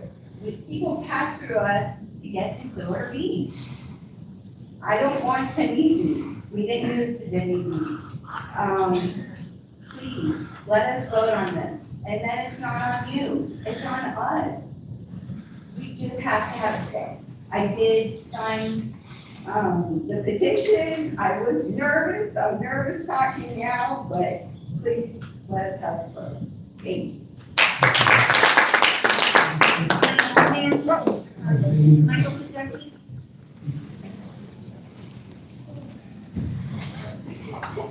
Thank you very much. My name is Michael Pajecki. I signed a petition to require voter approval for the vacation of public right away. Please do not sign this. Thank you.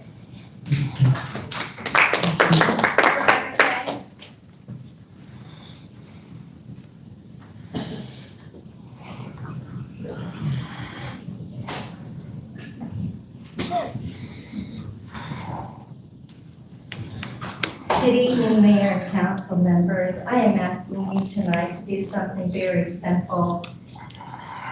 Let the citizens of Clearwater vote on this issue. The proposal involving the vacation of the public right-of-way in downtown Clearwater is not a minor procedural matter. It concerns public property, public trust, and the future direction of our downtown.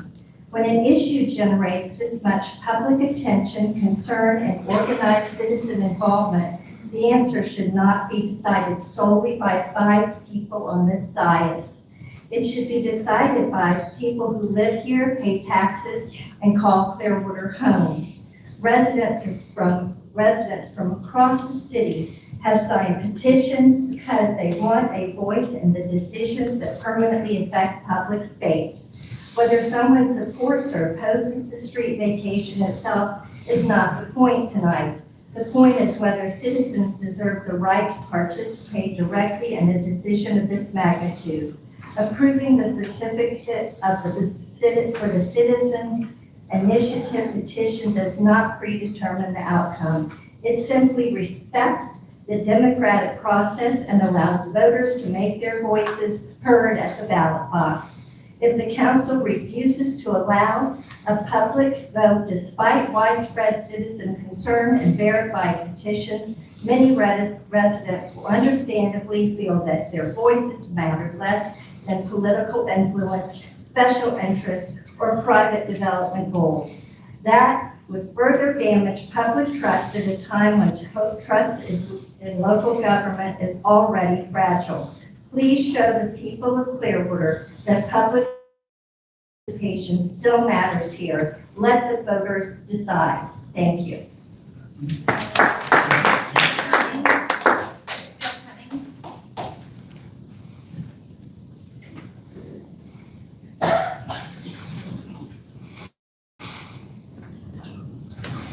Good evening. I am a little nervous. A million places I'd rather be than here today, in addition to spending $30 to park, for example. I'm a longtime citizen of the city of Clearwater, and actually representing today is 3 generations. My mother, who will be 94, my daughter, who is 27. I think at this point, it's regardless of accepting the petition or not arguing about, well, was this valid, was this not valid? We clearly care. We clearly care a lot. I am personally not aware of a law compelling you to sell off a public street.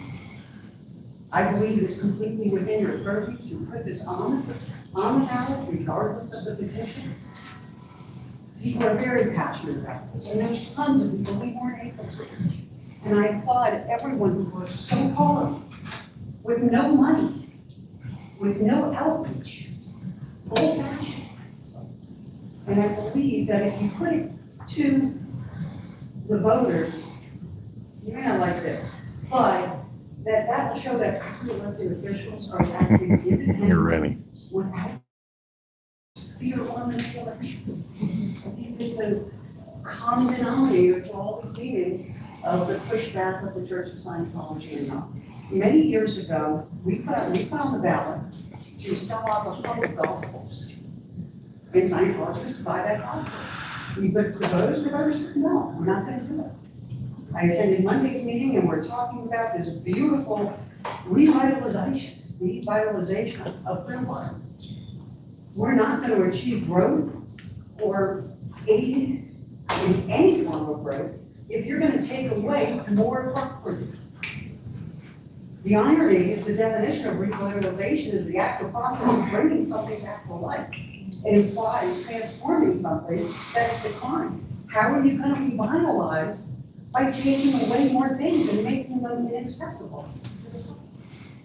So in my closing, I truly ask that you put this initiative on the ballot. We don't need to swallow over signatures. I think let the people speak.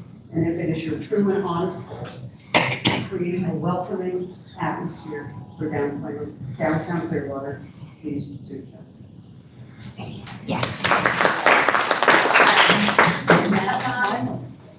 Yvonne Sayer. Allison. Did you say Yvonne Leisinger? Yeah. Yes. Oh, sorry.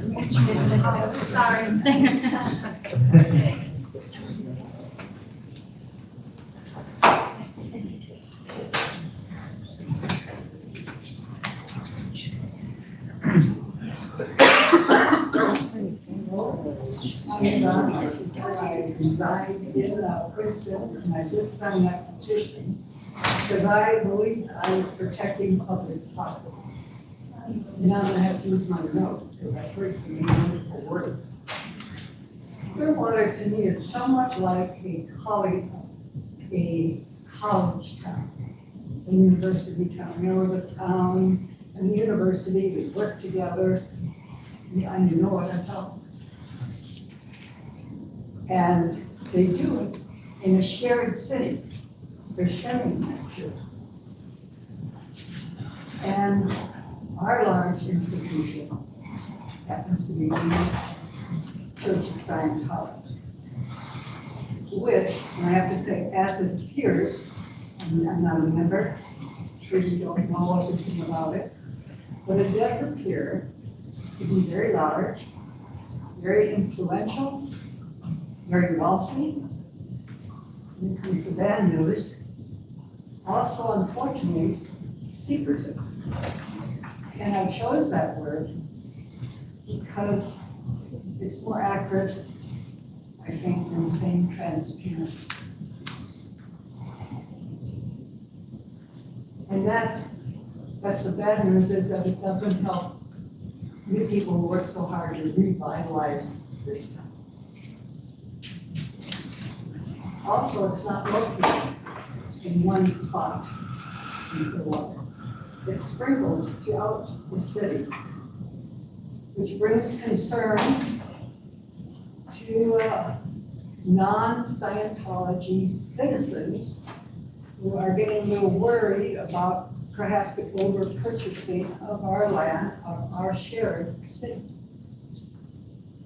So that's my request, is you carefully consider the importance of voting. Because voting says a lot of stuff. And what it's going to say, if we can vote, is that the non-Scientology citizens of Clearwater are not second citizens. That's right. Allison Zipper. Allison Zipper.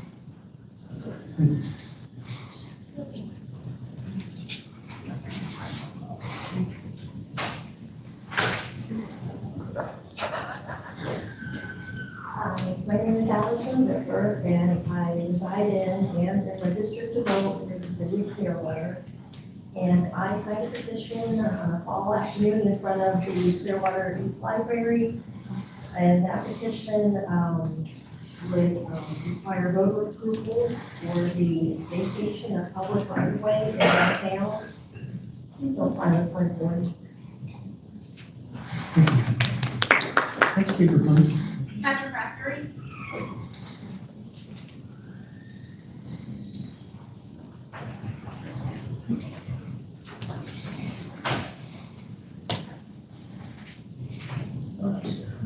Good evening once again. Rightly, although they're still the same person. We have heard the conclusion of the clerk on the validity of the petition. She has done what she should do by the ordinance requirements, and I applaud her for the work that was done and the people that assisted her in doing it. You have been asked to make an exception possibly to the findings that she has had. If you do that, keep in mind that you have now established a precedent for any petition that might be done in the future that does not meet the legal requirements. You are elected to represent all the residents, and we are obligated to trust you will make decisions for the benefit of all of us and our city. There are some who would object to this vacancy simply because the Church of Scientology is involved. That is their right. There are others that would want to see progress made in Clearwater by both the city and the church. The United Land Institute in 2014 said the full potential of downtown Clearwater will not be met unless the city and the church will work together for that development. However, it is very obvious that there are a number of residents who have signed a petition objecting to the vacancy of that land. I say, let the voters decide, let all of us, every speaker tonight, myself, and those that have not yet voted, need to keep in mind that when we, the people, vote and speak, that decision may not go the way that everybody wants it to go, but you will have to accept the vote and the will of we, the people, and all of the citizens and residents of Clearwater vote. So I highly recommend you allow the people to vote. For those that oppose the vacancy of the land, they must accept the will of the people and they vote. Thank you very much. Michael Mastrisario.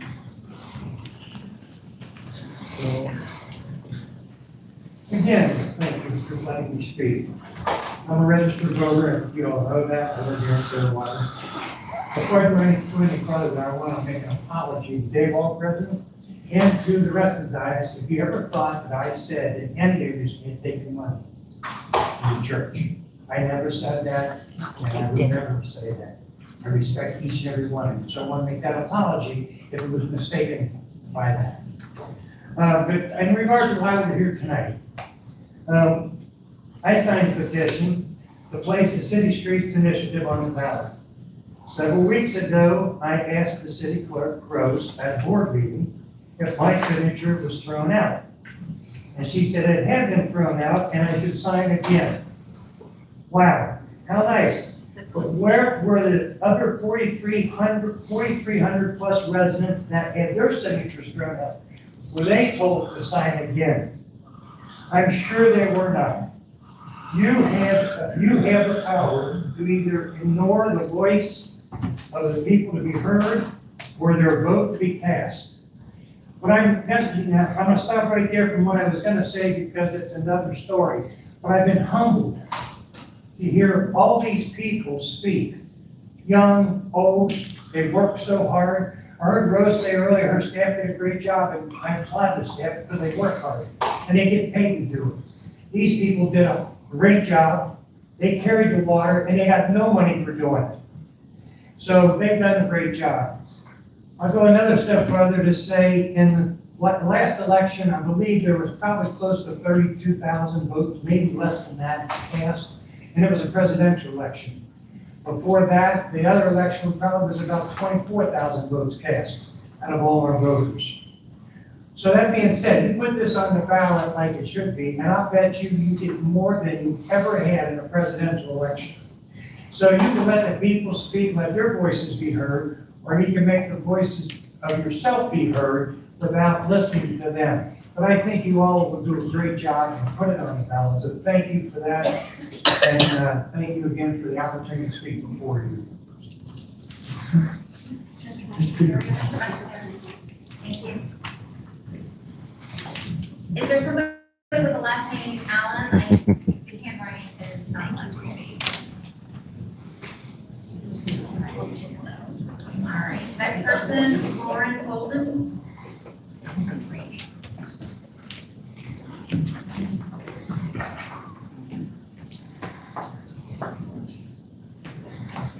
Good evening. Transparently, I'm incredibly sad we're even here having a conversation about whether or not a controversial, secretive, private organization should receive any more space in this neighborhood. My name is Lauren Golden, and I'm a resident, business owner, mother, and community member who deeply cares about the future of downtown Clearwater. I signed the petition to require voter approval for the vacation of public right-of-way, as did my husband and all of my neighbor friends on Laveau Street, less than 2 miles north of here. I believe decisions involving public land and public access, especially in a downtown area, should remain in the hands of the public. Wanting voter approval, broader community input, and consideration of the greater good is not an unreasonable position. I'm here because I'm invested in creating a thriving, beautiful, and successful downtown. I crave growth, warmth, and liveliness for downtown Clearwater that my family, my 2 kids, have been waiting here for 2.5 hours. We are now past that time, that we can feel safe in and proud of. And I know I'm not alone in knowing that no single organization or private interest should hold more influence than the residents and taxpayers who call this city home. Whether someone agrees with the petition or not, the right for citizens to have a voice in major decisions like these matters. Please do not silence the voices of residents who took the time to participate in the democratic process. It's going to be very difficult to explain to my children who have been watching all night if you don't stand up for we the people. Thank you very much for listening. Attorney Tallow.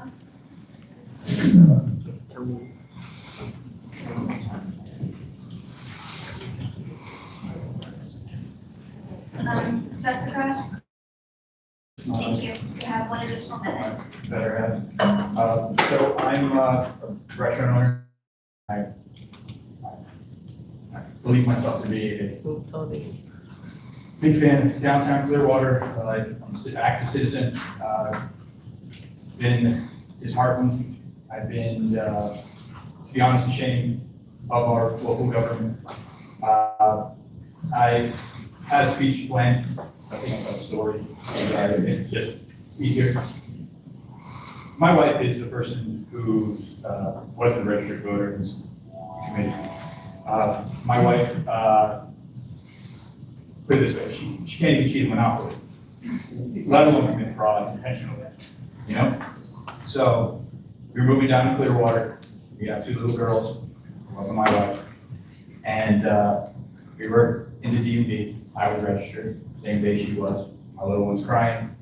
She must have clicked something wrong. We all assumed she was a registered voter because we do things together as young couples do. So we assumed we were part of the petition for that reason.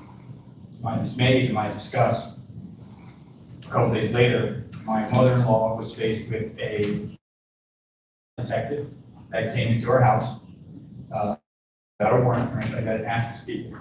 My family on my in-law side is all Marines, active police officers, and I believe to call them patriots, and I'm honored to call them my relatives.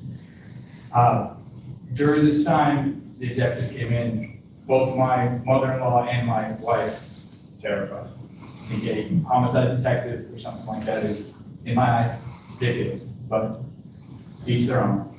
I told my wife not to worry, that it was just a thing, a good faith in you guys, and love for this community. I continued to say, don't worry, it's not a big deal. Things continued. I had another restaurant in downtown Clearwater. we were flooded, and I think it's directly in correlation with this petition, of complaints, harassments, not only from police officers, but also from anonymous phone calls.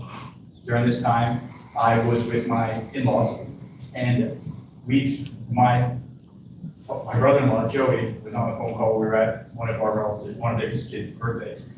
During that event, we received a phone call threatening not only my life, but the life of my family from another book, Church of Scientology. We informed the city, told them what was going on. It continued from harassment, from ATF to local permitting and stuff, and I kept on telling my wife, I was worried that thing. It continued to the point where my street was blocked off. My events that I no longer had, I stopped being involved in city events. To my dismay, the same events were going on across the street.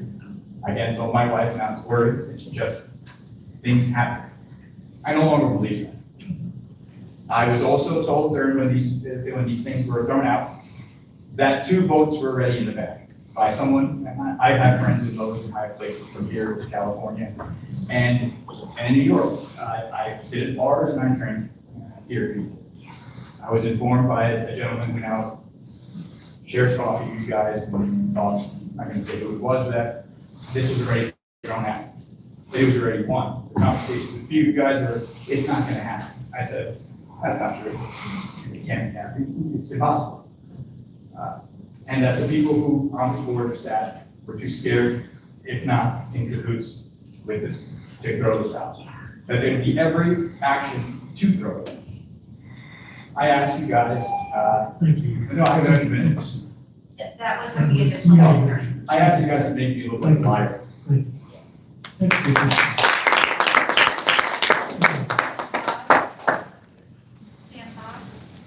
Busted.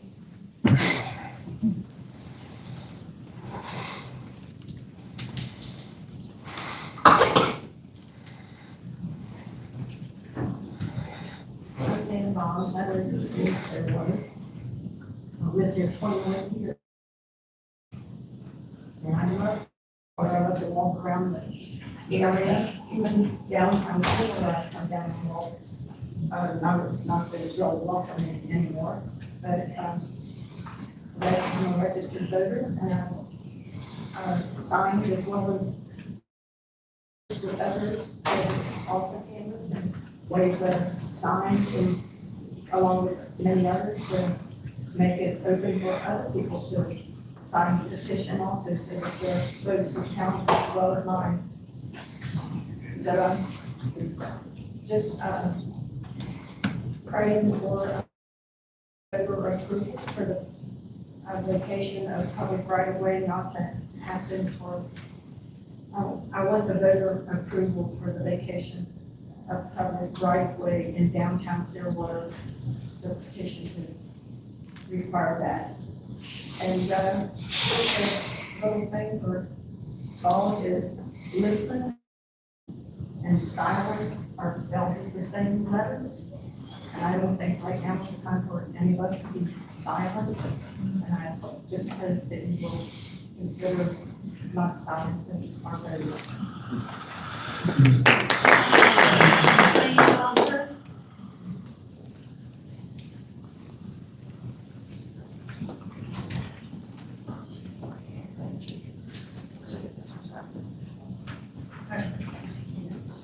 Thank you, Mayor. Thank you, Council, for listening to us. I'm a Clearwater registered voter. Been here for 20 years. I respectfully request my voice and my vote to be heard. I signed the petition not to vacate Garden Street to Scientology. Myself and all my neighbors on Island Estates that I spoke with all signed the petition. I volunteered at St. Pete College Library and saw lines of cars waiting to sign the petition. The citizens showed strong support not to let any organization take over public streets without voter approval. Unfortunately, I feel like I'm losing faith in my city council and feel as if I have no voice as the council seems to kowtow to an organization who erodes our tax base and offers no benefits to Clearwater except to themselves. It's public property. I think the public should decide. And I also believe that a house divided cannot stand and a city divided cannot stand. Thank you. Ellen Blythe.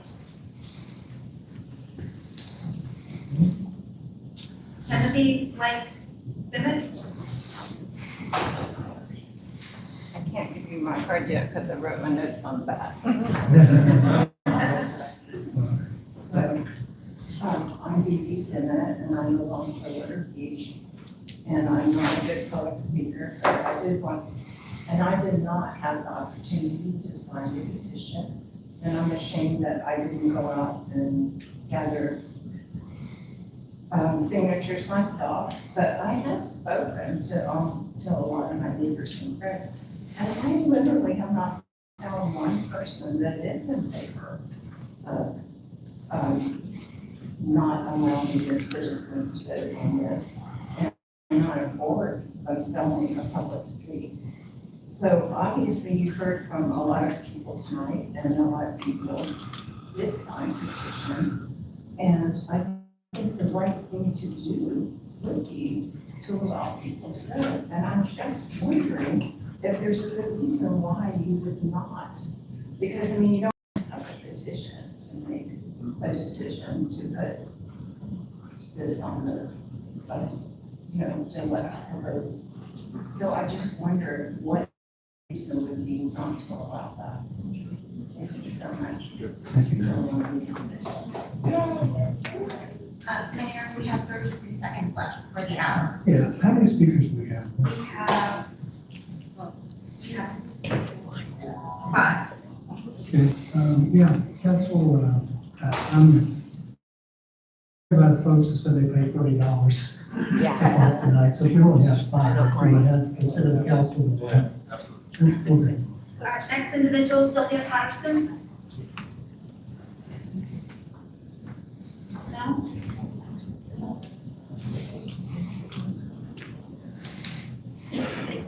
Okay, Julie Holiday.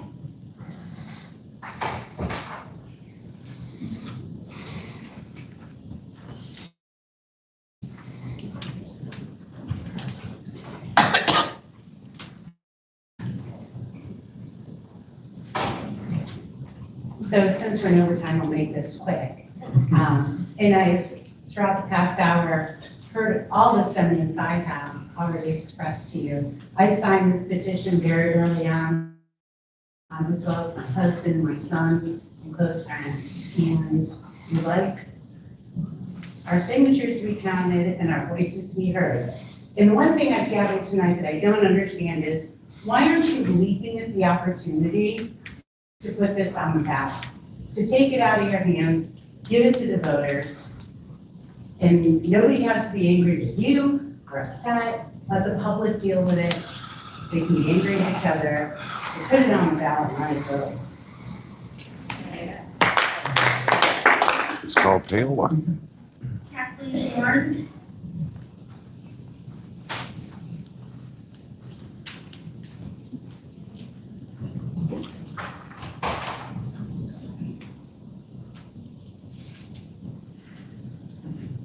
My name is Kathleen Warren, and that little girl, well, she's not so little, is my daughter, Andy Rose.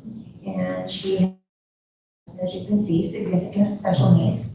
She can't speak, she can make noise, and she can walk, but not long distances.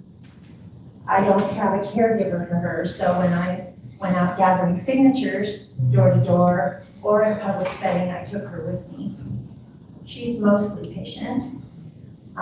As I talk with people about this initiative to give the citizens of Clearwater the ability to vote, rather than depend on their city council to handle proposals to vacate streets in downtown Clearwater.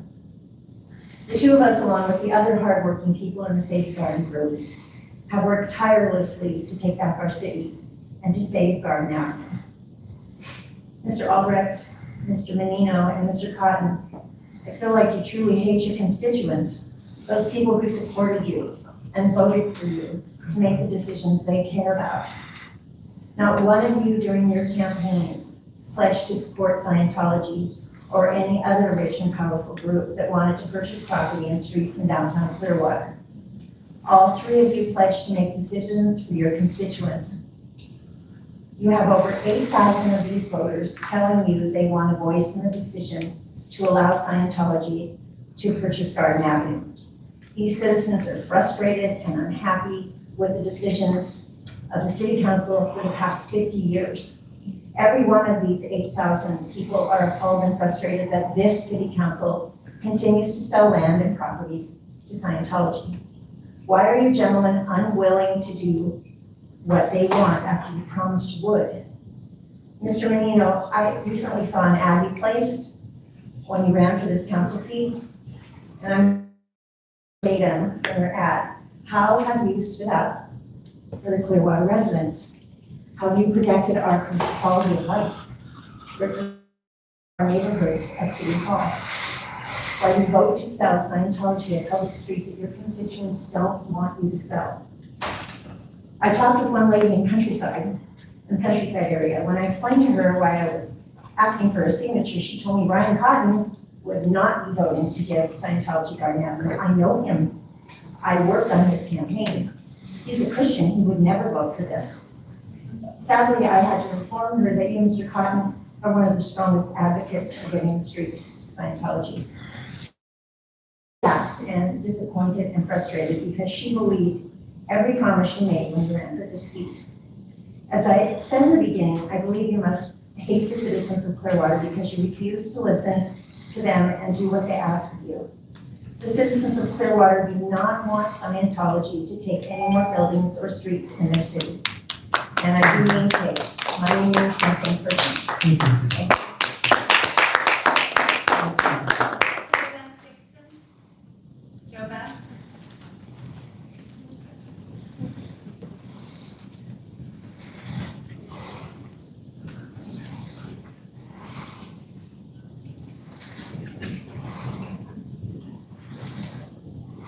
I'd like to restate what so many people have said before me, that public streets should stay public.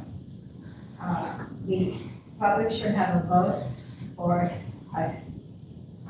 say in any changes to public streets. They're public, they've been public, and they should stay public. And I moved here in 2000, and downtown Clearwater was a vibrant city with shops and restaurants up and down Clinton Street. Little by little, the Scientologists have infiltrated that area through anonymous purchases and ambiguous LLCs. I was one of the people that went out to obtain signatures on the petition that Joe handed me, which was legal size. I filled the paper and did not have a second legal size piece for more signatures. So I took the back, copied it, and reduced it to standard size so that I could copy it on my computer, filled in the signatures, and those were not accepted because they were not on legal size. And I find that that was kind of one of those little tricky things that was probably not really necessary, but it was really a way to keep people from putting their name on these petitions. I do not think you should ignore the voters, those that have spoken tonight, and even those that have not come but feel the same way we do. We deserve to be heard. Do not ignore us. Stephen Harris.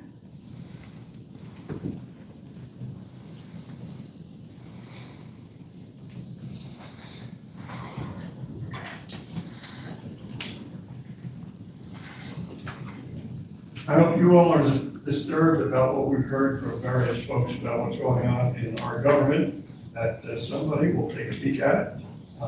Maybe you're all in it together, but it sure sounds like there might not be things that are going according to the will. Each of you, you have already heard, and you knew, takes, in order for you to get on the ballot, it takes a petition signed by 250 people, and you give a $100 check, sign a few other things, and you're on the ballot. Now, that's against 250 people, that's against a voting population of, I don't know, but, it's up near 100,000. That sounds pretty meager, doesn't it? Well, guess what? It's okay that that's meager, because putting you on the ballot is not that consequential. The vote is what's consequential. I'm going to give, each of you has a number that I'm going to give you, keep in mind as I continue to talk. Ms. Teixeira, your number is 9,537. Mr. Albritton, 8,029. Mayor Richter, 12,007. Mr. Menino, 10,497. And Mr. Cotton, 9,200. That's the number of votes that it took to get you each elected to the seat you're in now. Compare that number to the, God knows what our real number is from what we've heard tonight, but clearly 8,000 is in the ballpark. That's people voting not for anything, that's 8,000 signatures for something that's not of consequence. What's the result of that if you put it on the ballot? It's a little extra ink on a ballot. You've got 8,000 voters who are only asking you to spend a little on ink. That's it. Now, last point. Here in Clearwater, we're facing perhaps even an existential threat. We've got the county moving out. We've got to have a lot of something going on. A lot. And it's going to take outsiders, respected outsiders, and financiers to come in and do the development the way we hope it will be done to revitalize Clearwater. And I've been in that world. If you're launching that kind of, if you're taking that kind of risk in an environment where you've got a city government that has so convinced the world that you're in the pocket of Scientology, they don't come. Sound, Coachman Park, that wasn't outside money, that's our money. We're the only ones who are willing to invest in this. You're going to share away everybody else.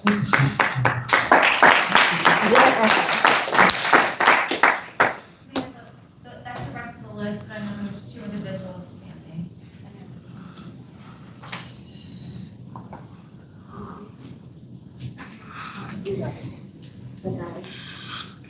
I'll be quick.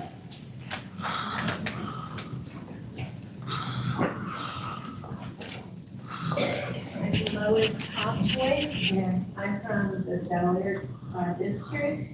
I can't even believe that we are here tonight fighting for the right to vote for public land. And I came home to my husband and sold my garage without even telling me and without asking me for a day. So that's why it's just not logical. Okay, so I feel we have a bigger thing going on to the clear. Also, I think that all those votes that, or all those signatures that didn't get considered, should be considered, because as far as I know, we're still the county seat. So people from other areas are really invested in Clearwater. We all come down here, taking care of our business, so, and we have for years. So we have, I think every year. Another thing is, I can't believe we're considering closing down the street. I lived in Florida my whole life, I lived right here actually my whole life. And I've seen hurricanes do some weird things. Now, even if the citizens aren't driving down Road Avenue in a hurricane, although you'll go where you can, you need to get out of the way. There might be a need for putting fire trucks there, or ambulances there, or somebody, or wreckers to move a wreck out of the way. We cannot be closing down streets. We live within minutes of the golf club. And that's all I'm saying. Thank you for your hard work, keeping the lights on, in the fun and sun capital of the world.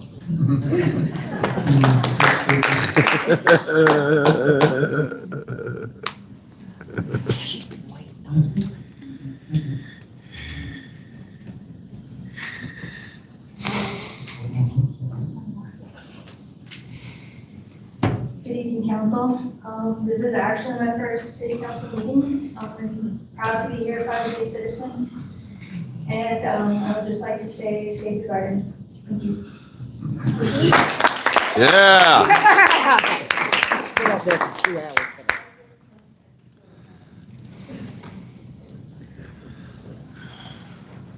Chair now. I'm not good at public. So, all right, thank you for having me as a lead ad. Mayor, members of council, I'll keep this brief. I respect the viewpoint of petitioners and those who signed.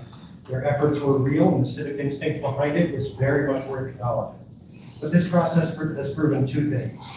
First, the petitioners are in the minority. And second, that they have not met the standard required by the charter to advance this petition. The city clerk's office has done their due diligence, and by all accounts, 5 times over. Duplicate signatures were identified, unregistered voters were identified, non-residents were identified. When invalid signatures are removed, the petition falls well short of the threshold required by the charter. That determination is well documented, well supported, and on the record. I understand the disappointment of the petitioners feel. Hard work that doesn't reach its goal is genuinely painful.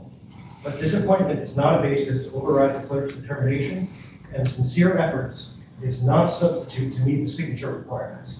The clerk has done her job, the charter has been applied correctly, and the appropriate action tonight is to honor that determination. Thank you. Okay, well, thank you all who spoke for respecting one another and for some applause for most of you cooperating and trying to keep this to and from the podium so we can get through that. I'm glad everyone who came to that had something to say. So we've ended the public comment time. Now it's time for the council to discuss this issue. So I'd ask for you to pay the same respect to the council that the council just paid to each of you. No one interrupted you while you were up the podium, and we allowed you to speak. And there may be things that you hear in our discussion that you don't agree with. I'd like for you to respect the fact that it's thank you in advance for that. With that, first, is there anything that I guess you all might want to add? Over what you wanted to say? Yes, Council. So, in response to a comment that was made tonight, and as well as an email that Council has been provided regarding the use of county, or rather the county, the voters that are considered to be inactive. So an inactive voter is an individual who has not voted in the last 2 elections, and the supervisor of elections office has reached out to them, and the correspondence has not been returned, or has been returned to them as unanswered. Those individuals were not counted, and they were listed as not registered because they were not on the active voter roll. What individuals need to understand is that due to a case law back in December of December 23rd, 2025, the state was directed not to count inactive voters when it comes to petitions. So that is why that's why when the supervisor of elections office gave me the database, they only gave me the active rollers because by law they can only count active voters. And those are the individuals that were identified as active, or rather appropriate and were accepted.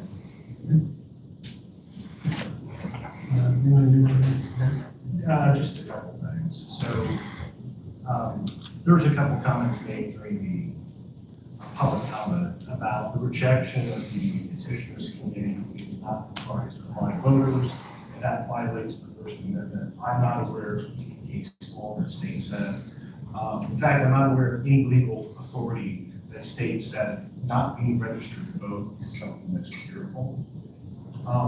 For the signature petition forms, there were some comments made about how the proposed ordinance is not required to be attached. I disagree with that. If you look at Charter Section 6.05B, it states petitions shall contain or have attached to their approved draft circulation a full text of ordinance proposed to be considered.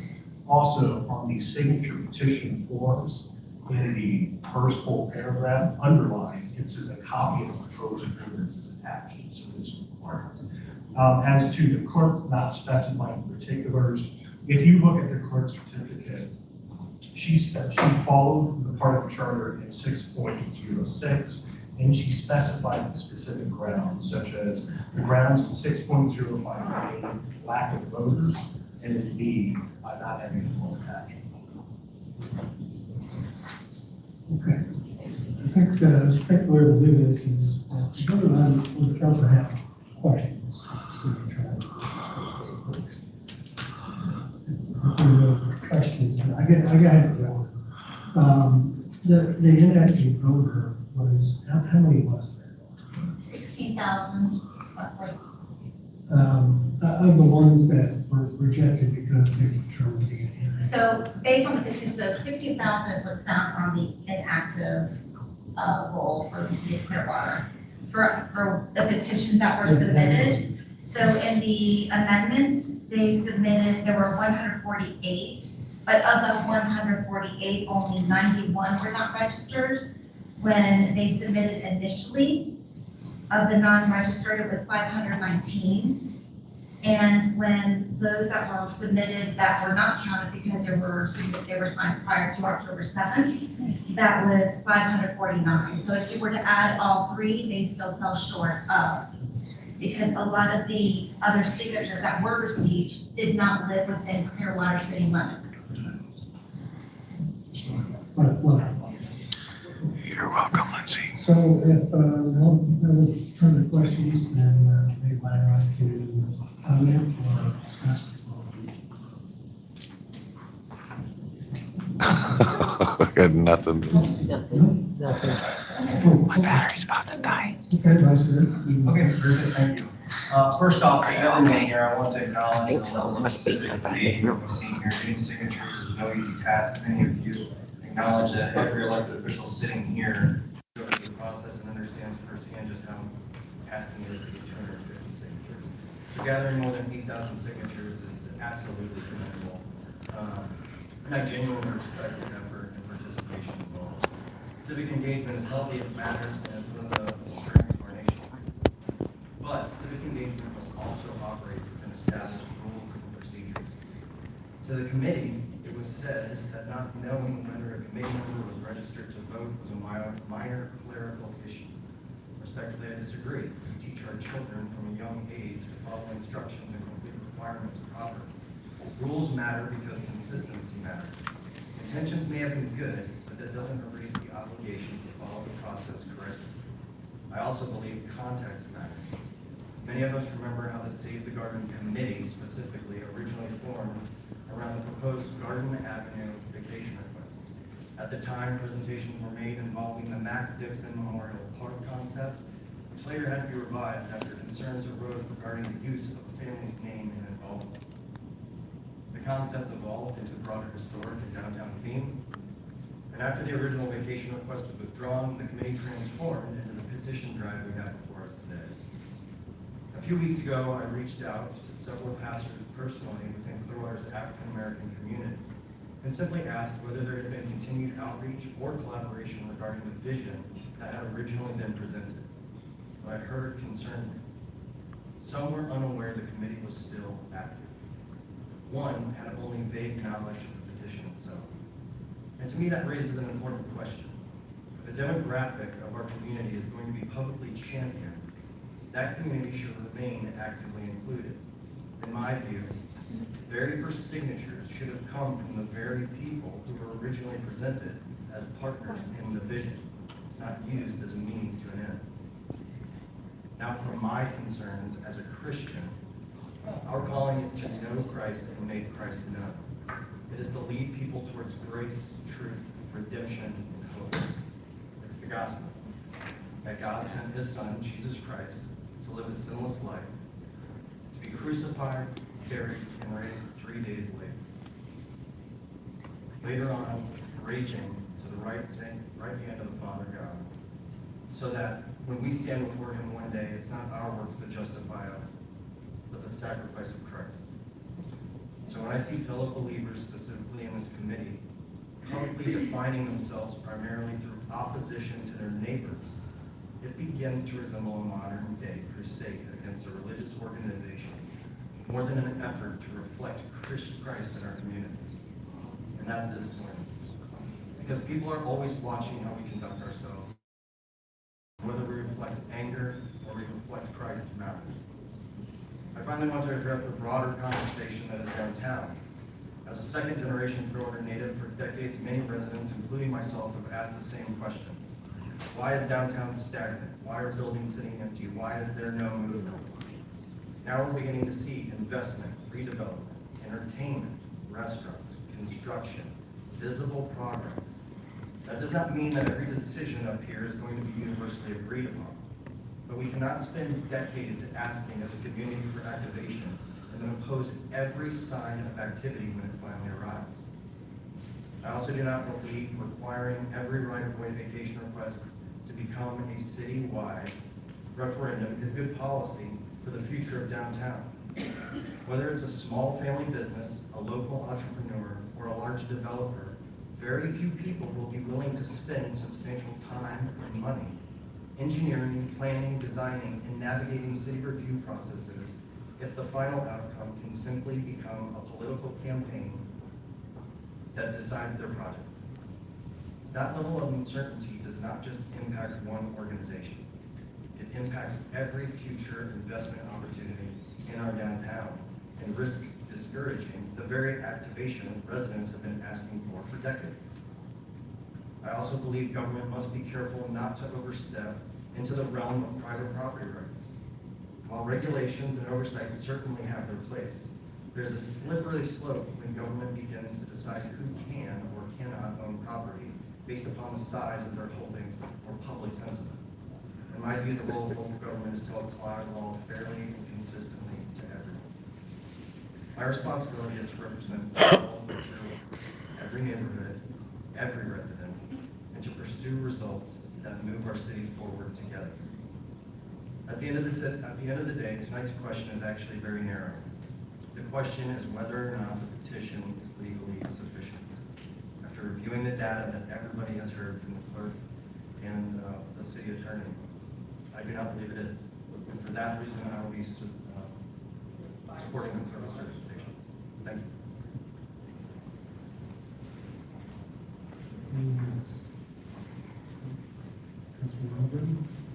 Okay, I've heard a lot of stories tonight about people who've been here 10, 20, 30 years in Clearwater.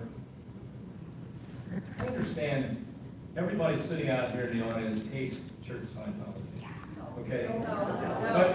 But let me finish, because I'm just gonna talk off the top of my head, because I didn't write anything down, but I've got a lot swirling around up here. I've heard a lot of insults from people that you know, we're getting paid off by the church and blah, blah, blah, you're not gonna vote for us because we're not voting your way. I can tell you this as a retired contractor, you guys have been misguided because, I'll tell you why. Because if every referendum, if every vacation of right-of-way has to go to a referendum, you're killing every developer that's gonna come down here and do anything in downtown Clearwater. They're not gonna go through the time and money to do that. And you know, I hear on the news all the time, we're losing our democracy. We don't have a democracy. We have a democratic republic. You guys elected us to make decisions, and we're up here, we make hard decisions, and we gotta take a lot of stuff. And you know, you are very nice to us, but that's our job. We don't have to really care about that. What I care about is what's the best for City of Clearwater. And you know what a vacation of right-of-way is, by the way? A vacation of the right-of-way is vacating a right-of-way over the top of land that's owned by somebody, and the city don't own it. The people that abut that road own it. And you're just vacating the right-of-way, which is a public use, over the top of it. So we're not selling any land. We're vacating a right-of-way of somebody that already owns the land. Okay, so all I hear is we're not going to sell any more land to the Church of Scientology. We're not selling any land. You know how many vacations I've done in the 8 years I've been up here? I'm probably, close to 100, maybe. Because people are always asking, we just did some last council meeting. Because developers come in, they want to vacate an alley or a right-of-way or a street to develop something. If that has to every time go out to a public referendum, nothing's gonna happen. What you see right now is gonna be what it's gonna be for the rest of the century. Because we're gonna scare away everybody that comes down here. And you gotta know that right off the top, that's what's gonna happen. And that's the only reason of this whole thing, and I'm trying to tell people, be careful what you're signing. You're signing a petition to run Scientology out of Clearwater. You're not doing that. You're signing a petition to run developers out of Clearwater. Not if they have I listen to you. You can listen to me, okay? You're over your 2 minutes. Please, I don't have 2 minutes. if folks, I'm asking you guys. Anyway, If you can't stop from interrupting the council, we're gonna be, please do. It's hard for me to identify who's speaking after who's interrupting. I'm just asking you, we gave you the courtesy of listening to you. Please don't interrupt the council members' folks. But he's Look, insulting us. I really enjoy your passion. I'm glad you came out. I listened to every person tonight. I understand you're very passionate about it. We are all passionate about it up here. But because we don't vote your way, doesn't mean we're voting for the Church of Scientology or any certain organization.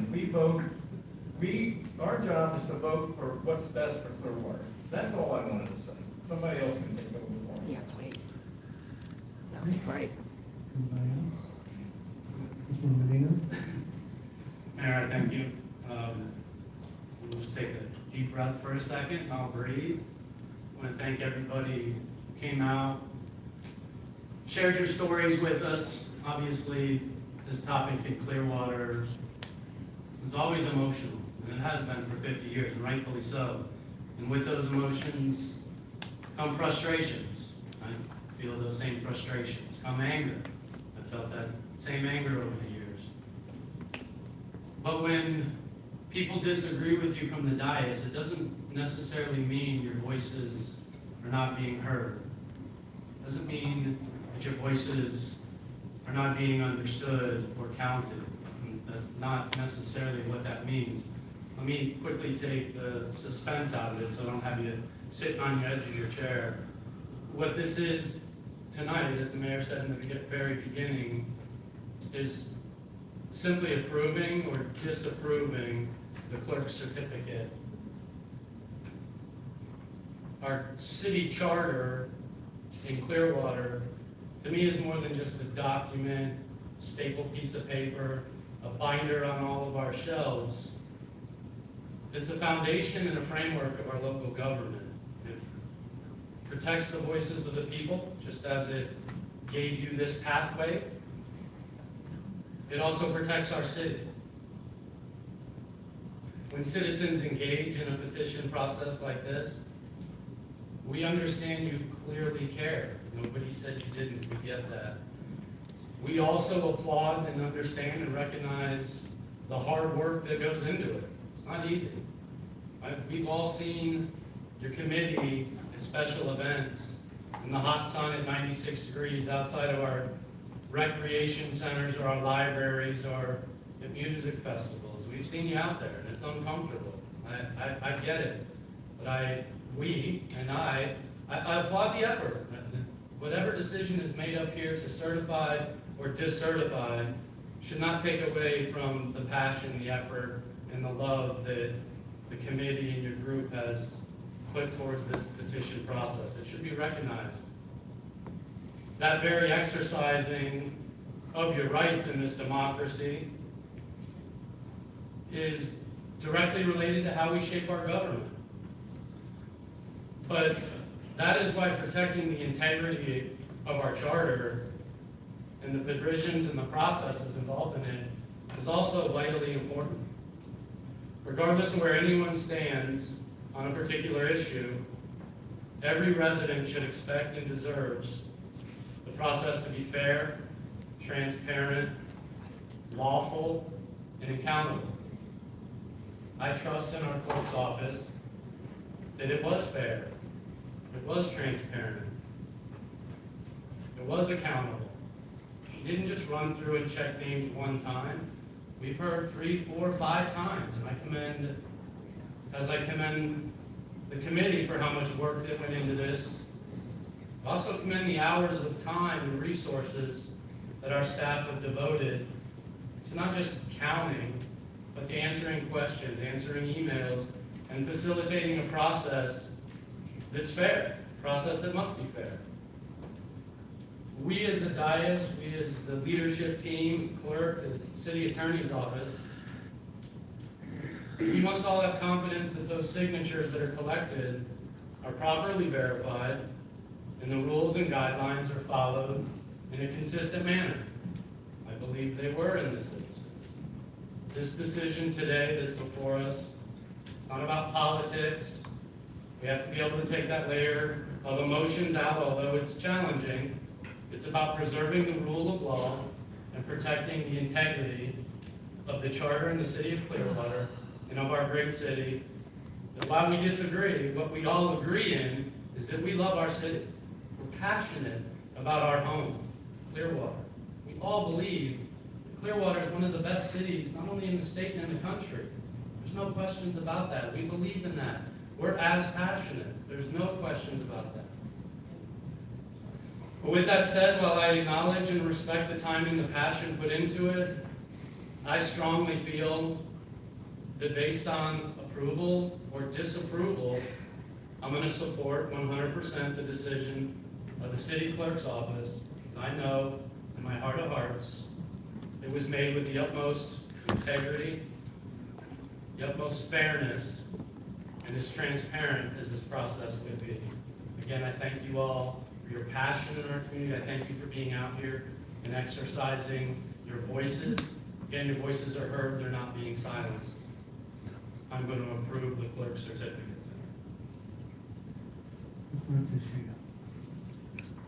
This has been so difficult for me. This is a conversation that I basically hear every day, but today was in surround sound. And a lot that was said, I agreed. A lot that was said, I was taken aback. But it's very important to me. It's part of my everyday life. And so, let me begin by saying that I want to go on record and formally acknowledge the Herculean effort behind this petition. While it's true that a portion of the signatures were disqualified due to a technical issue with one of the collectors, and others were disqualified for various reasons, the petition ultimately did not satisfy the procedural requirements.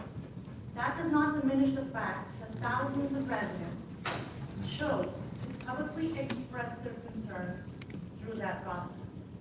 Their voices will not simply disappear because of a procedural flaw, at least not in my mind. But these are part of the established rules of the process, and they are applied consistently. I also want to be clear about something else. I have no interest in disparaging or discrediting this group.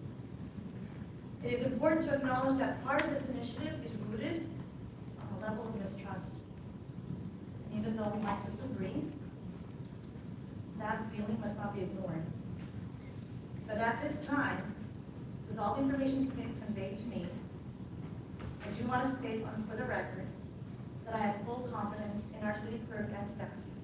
The validation process was thorough, it was well documented, and it was carried out with integrity.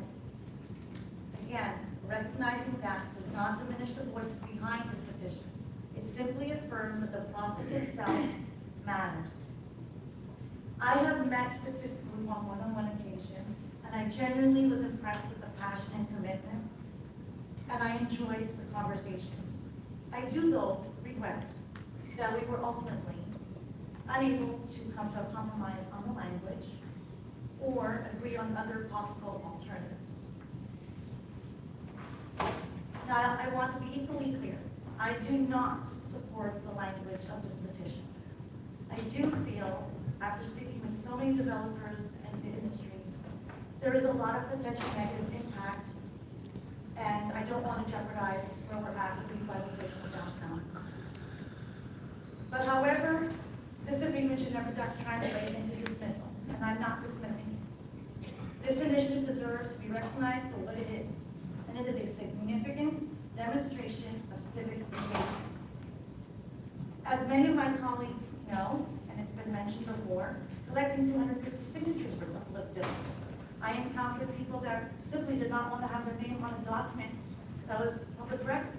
So the idea of anyone collecting 8,800 signatures is truly impressive, and it will not be ignored. But regardless of where one stands on the issue itself, the level of participation, in my mind, is simply described as incredible. It was mentioned before about votes, and you are correct. Looking at the last 3 election cycles, many of the council members received less than 8,800 votes, and those were anonymous. These people on the petition put their names and addresses on a controversial petition. That says something. I do, however, want to reiterate that while many signatures were disqualified, even if they were counted, the petition still fell short of the required threshold. And that is an important distinction in evaluating both the process and the outcome. But in my mind, your voices are not going away. And you still have another option.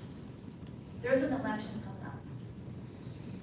The individuals who signed this petition and everyone else will have the opportunity to ask the candidates where they stand on this issue.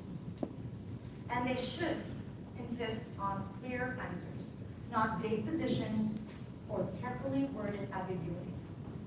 Especially when it comes to something as consequential as the privatization of public roads. And ultimately, you will have your voice projected and it will be reflected on the ballot. That is how the process works, and that is something you should respect. With all that said, I am very passionate about protecting public roads. It is valuable. It's a valuable part of our downtown. It is crucial to the success of our downtown, and I will continue to protect the access to those private roads.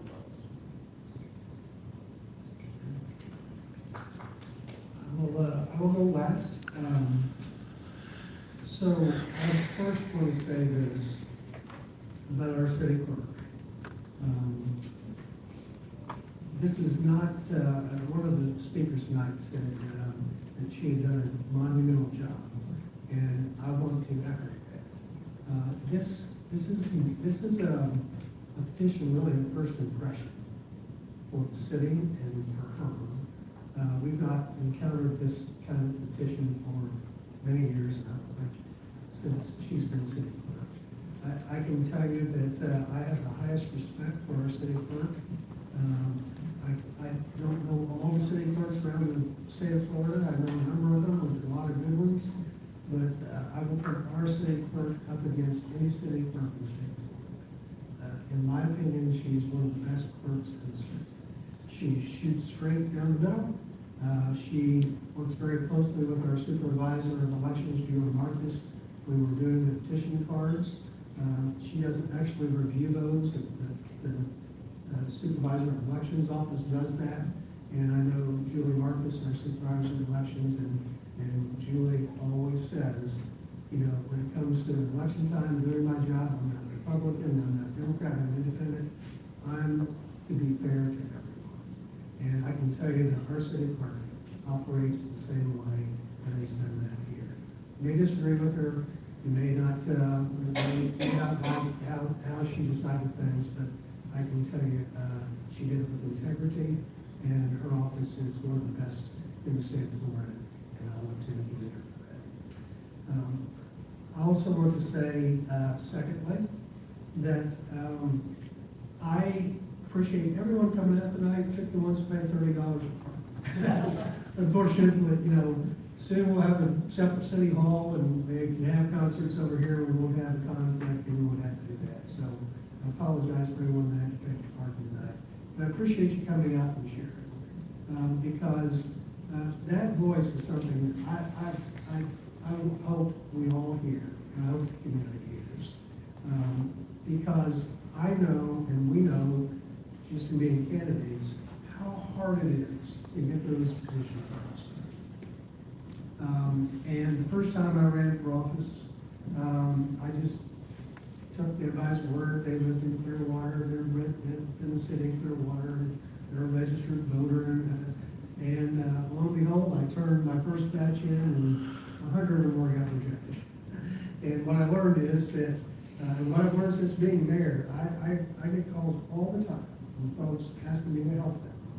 And because they have a Clearwater address. When I ask them where they live, I have to explain to them, you don't live within the city of Clearwater. I have to refer them to somebody else. Some of them live within the city limits of Waterville, actually. So I know how hard it is. And people, when they tell you they're Clearwater, they're a Clearwater voter, they really think they are. And they voted, they just don't realize they haven't voted the city election. And I know how hard it is to get 250 signatures. And it's really hard to do as many as you can. So I understand the frustration, and I've been there at a smaller level. I can tell you the second time around, I learned a lot. And the second time around, I vetted them all before I turned them in. Public, available to the public with registration. You can find out who are registered voters in the city of Clearwater. So you can go through this.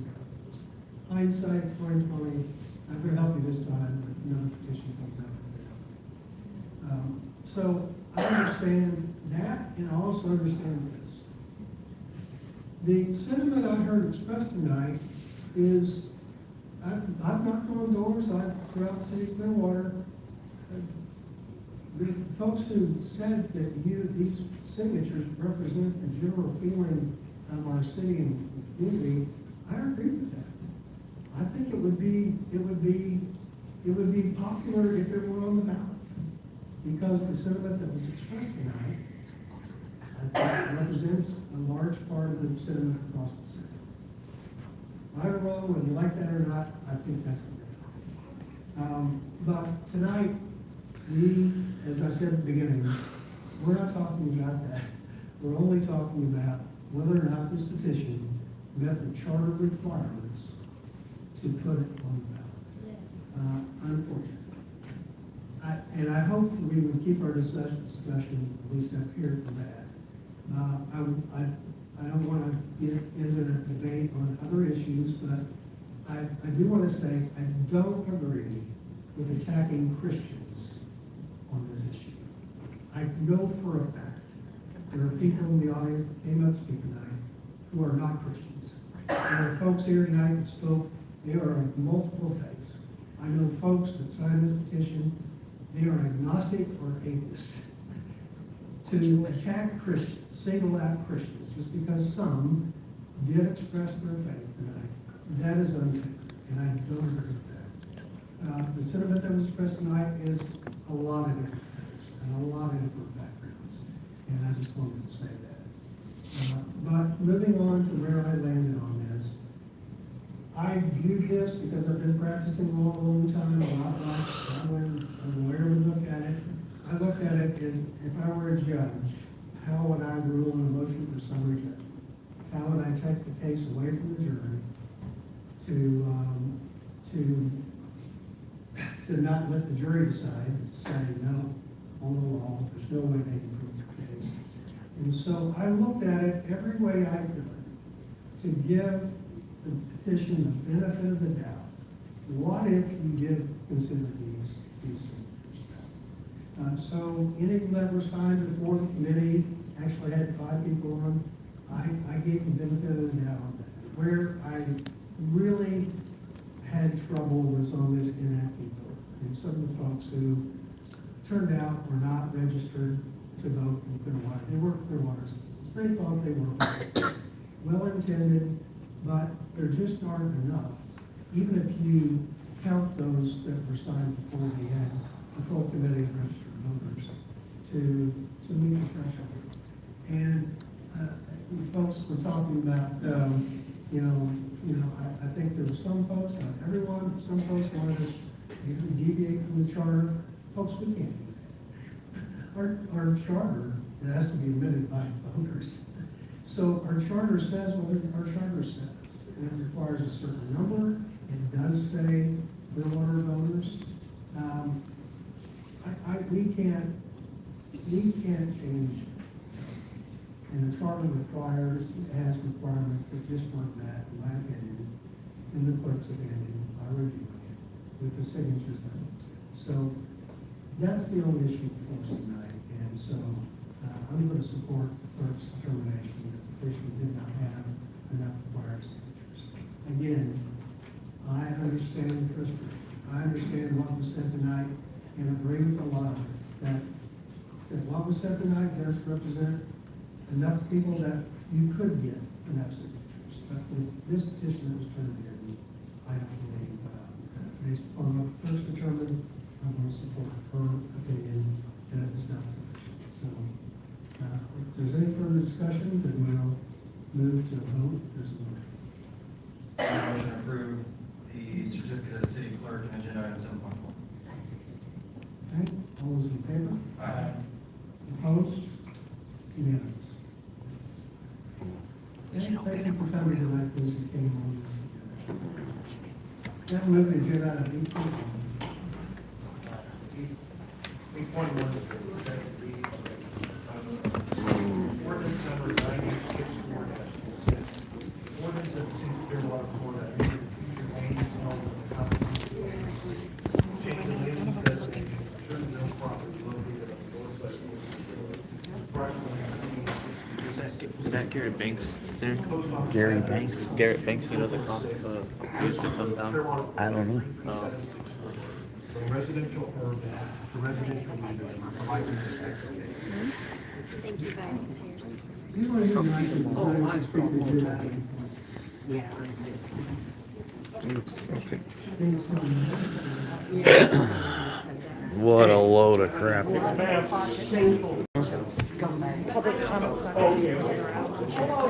That was such a joke. See, that's the, you know, we could have turned in 30,000 signatures, and they would have said there was only 4,000 good ones. Oh, thank you. We could have turned in 30,000. They would have said there was only 4,000 good ones. Why? You cannot let a referendum come up that you know for a fact 99.9% of people are not going to allow you to sell the street, right? So this way they can sell the damn thing without anyone saying anything about it and act like, hey, what are you going to do? And then he saw Albright and he's like, it happens all the time. Of course it happens all the time. It's called scumbags. It's called total scumbaggery. Okay? So, absolute load of crap. And he knew. He had to bark for Scientology. And talk about missing a withhold. How obvious was it that Albrighton, he felt real uncomfortable because he knew some of us knew he walked out of the Fort Harrison last week. That SOB walked out of the Fort Harrison. I wonder if they worked something out for a nice little vacay or something. You know? Why did he have to go to the Fort Harrison? How come someone couldn't have come to his office? Okay? But you know. What a load of shit. You're paid off. You are paid off. Who was the one that complained about talking about being paid off? The one that's being paid off. Of course. Albrighton full of shit. We could have had 30,000 signatures. They'd have said only 4,000 were good. Why? You know what? Yeah. Meet them at the ballot. Yeah. I caught Albrighton walking out of the Fort Harrison, having dinner in there with a doggy bag in his hand. Disgusting. What a load. Well, I mean, you knew it was going to go. The thing is, like I said, it doesn't make any difference how many signatures you get. They will never, ever allow it to go through if they know you will then not allow them to do something. They can't allow that, so they have to do this. And this way they can say it's no good without it being their fault. But even though they know there were still enough that were good to get to make sure they don't get reelected. Okay. But the problem is, we're always gonna end up with, it'll always be someone in their pocket. So it doesn't really matter if Albrighton gets back next time or if it's someone else. They're all gonna get their checks. That's for damn sure.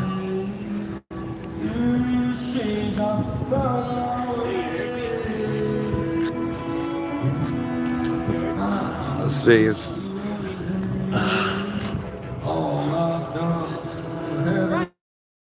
Cruise home.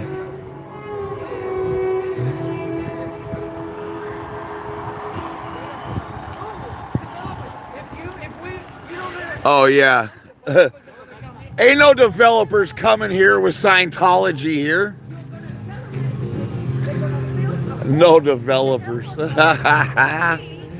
Can you imagine trying to justify selling any land to Scientology in Clearwater? How could you? It's hysterical. Just have a briefcase full of money and walk around with it. Oh. That's a leaf. Don't worry. Leaf. That was ridiculous. Oh man. Yeah. That's what influence does. They find a way. They find a way. You know? Absolute crap. You're never going to get anyone to buy. No, not with a cult who owns the freaking city council. You're right. You're going to have a hell of a time getting people to build. We know this. In fact, the only people that'll buy is Scientology. You know? They've proven this. But to even, this way they can sell one more thing. And he's like, oh, we're not selling the land. We're just selling the rights to it. Get the fuck out of here. Okay? So I'm not selling your house. I'm just selling the rights for you to get in there or not. Shut up.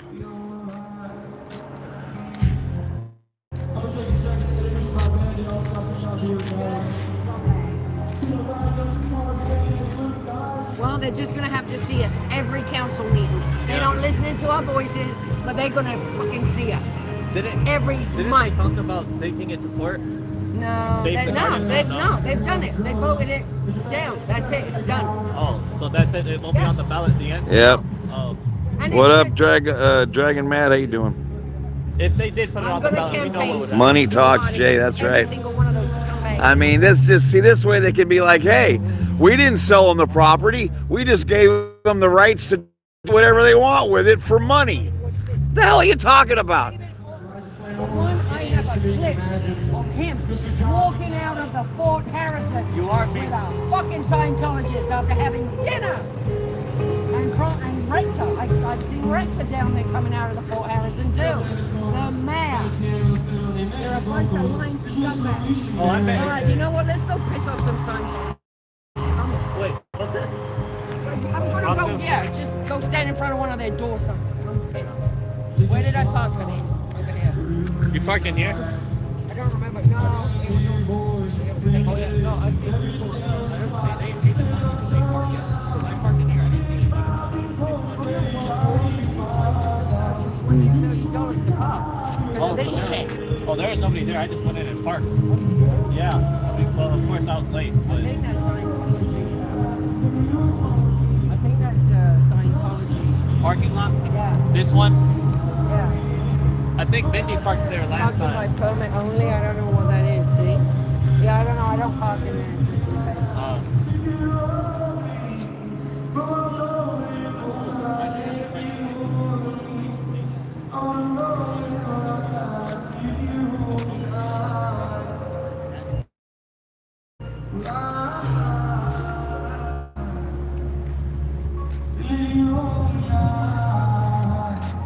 I don't know who the hell's playing here.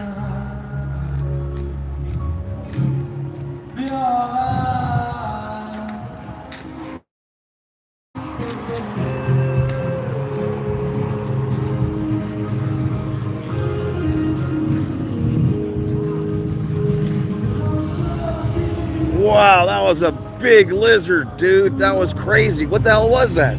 That lizard was like the size of a small cat. What the hell's going on around here?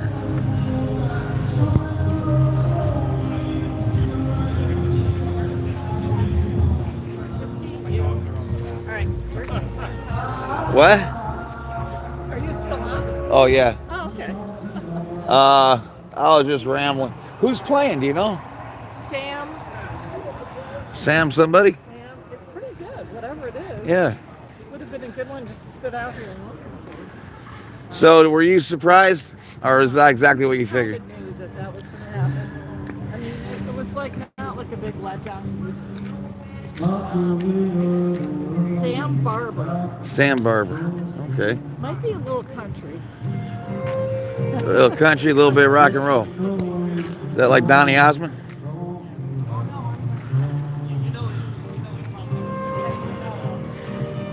And I'm so don't put down Christians. Well, don't fucking bring it up then. What was that about? What was he banging on about? He was criticizing Ryan Cott. Yeah. He was confronting Ryan Cott. Yeah. Yeah, because that was completely out of order. That was completely out of order. Yeah. Unnecessary, unwanted. At first I was like, what is he talking about? You know, but that's what he hides behind to attack. Like, I'm not getting paid off because I'm a Christian. I know. It's like, dude, you're going there so hard that we know for a fact that's what you're doing. Yeah. You seen your father-in-law walk out of there. Yeah. He was admonishing that he was not supporting. That he was not supporting. Everyone take a shot, take it in. There's a flag march. Oh, okay. I didn't get that bit. I was just pissed about it took me anyway. a second because I was like, wait, who was? Oh, Ryan was the one. Because when I looked at him when Ryan was talking, because it was so like it was creepy. Because there are so many people in the community that are not Christian, right? And they and the way Ryan's talking about like he's leading mass right now. Exactly. You know? Right. So I think Pastor Cotton. I think he needed to counter that. Yeah, we need to get Cotton off of that dais. He's the worst. He's such a disgusting little scumbag. I wish we could have Mark Bunker replace him, and then have Aaron replace David Albritton. We need That'd be t-shirts, amazing. we need Mark Bunker. I want to get the logo. I want a shirt with Albright just hugging up with the Scientology. Yeah. I want a shirt with that. Boy, would that make him uncomfortable. And let me tell you something. That lady and 3 people you can see, because I get close up on them. And you can see Albrighton. Well, Albrighton kept sleeping. Well, Slaughter keeps he keeps eyeing my camera directly. Wait till you see the thumbnail I'm going to use. And then the what's the lady named Poirier? Oh, her. She's always staring at the camera, No, right into my camera. But I was Sandy. staring back at her, and she was like, I know. She suddenly caught herself and she looked away. Disgusting. I was like, what are you doing? She's like We'll get him. because she just stares like that. She does. It's totally creepy. Yeah. She would, every now and then I would look at her because she'd be looking at me. I could feel her, and she Who would was be, the first one to speak, Ryan? Oh, Ryan, friggin' That was so ridiculous. What a scumbag. Yeah. Okay, yeah. Absolute scumbag. As soon as you reach for the Jesus bucket, before you say anything, I just want to say this. Jesus, this, that, and the other thing. It's just like, okay. He was conflating. Okay. He was saying, you guys are supposed to be about the garden neighborhood. That's all you're supposed to be about. Well, it shifted when we got 8,000 people in the community saying we want to vote on something. Yeah. It has nothing to do. Yeah, we have. But what is we this have multiple bullshit initiatives that you have to be a registered voter? A lot of people don't vote by choice. I'm just But saying. also people. Not everyone is registered to vote. But your voter's registration expires too, so you don't always Exactly. know. So people don't pay attention to that. Oh, so then I might That not is be the most registered. disgusting, undemocratic. We're a democratic republic. Shut the fuck up. You just threw away undemocratically our signatures. Prior to an Our voice. election, the best thing to do is to go to a voter registration area. Yeah. Where people are going in to register because they're about to vote. Yeah, that's what and we're get gonna the have to votes do. get the signatures. Did you see Albrighton's double speak though when he goes, first of all, we're not selling any land. We're just giving the rights to do whatever you want with it for money. It's like, what the hell's the difference? That's the same thing. What's you the difference? dipshit. But he's not accurate. The way He's an doing idiot. a cartoonish depiction of what that means to vacate land is not accurate. The streets It are was ours. supposed to make us feel like, oh, well, I guess The streets we're are the shit out of citizens. We should be the lockdown. ones to That's decide. We're the not- ones he's using wrong. it. He's absolutely wrong. Oh, I'm gonna come and bitch at every city council meeting now. They're gonna feel about me like they do about that other guy that keeps coming up every time in Albany, whatever his name is. Oh, just wait. Oh, I used to have that car. They're gonna get tired of me because that was completely out of order. Past my bedtime. I know. I need a cup of tea. I know. I need a cup of tea too. All right, kids. Love you. You have the bus. Yeah. See, bud. Yeah. Look at this guy. Just stopped just to See check ya. and see what we were up to. Yes. Everyone take a shot, take a hit.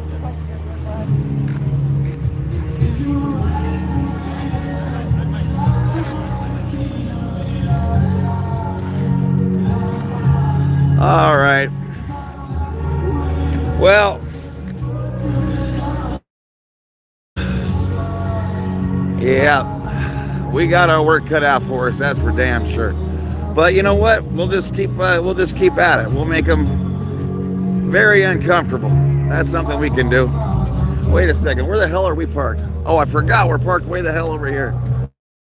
What the hell?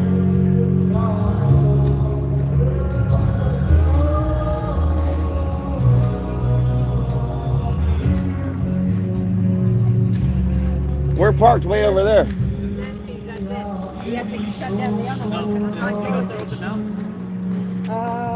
They could be. Okay. Yeah. They could be.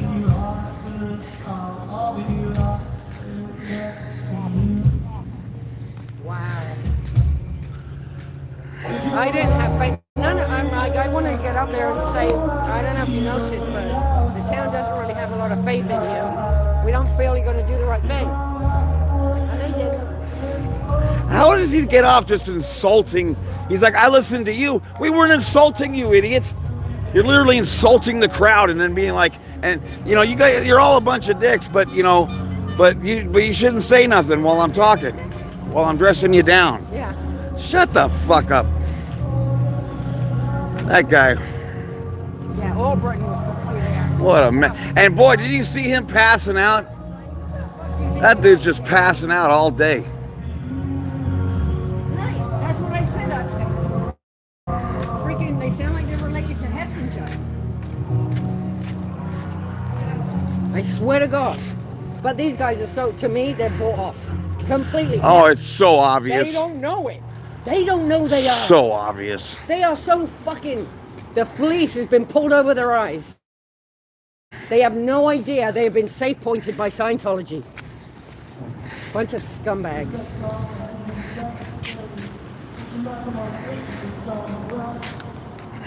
And when anyone starts with a compliment, you know the answer is hell no. Yeah. So when it starts out, I just want to say you guys are awesome. No, how about you just say we're effed?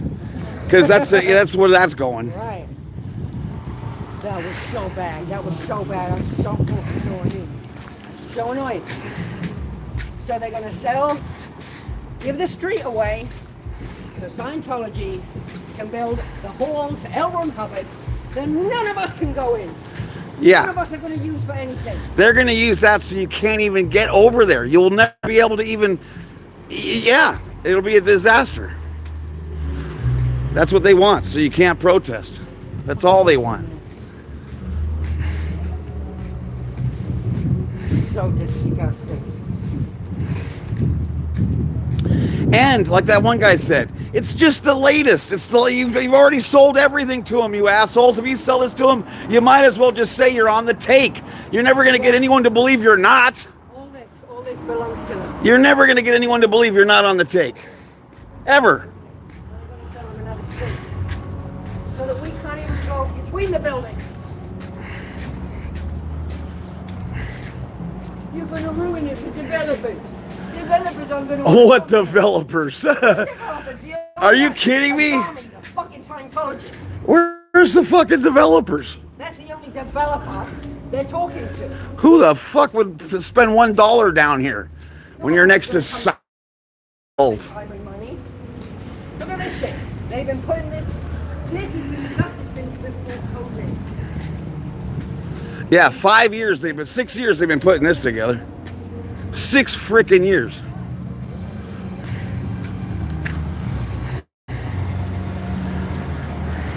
Look at this.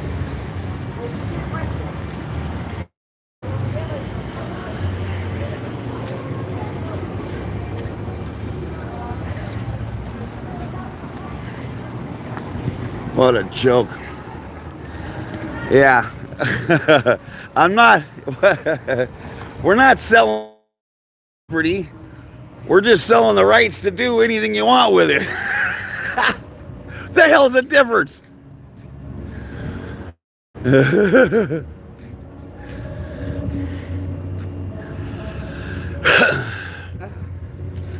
All right.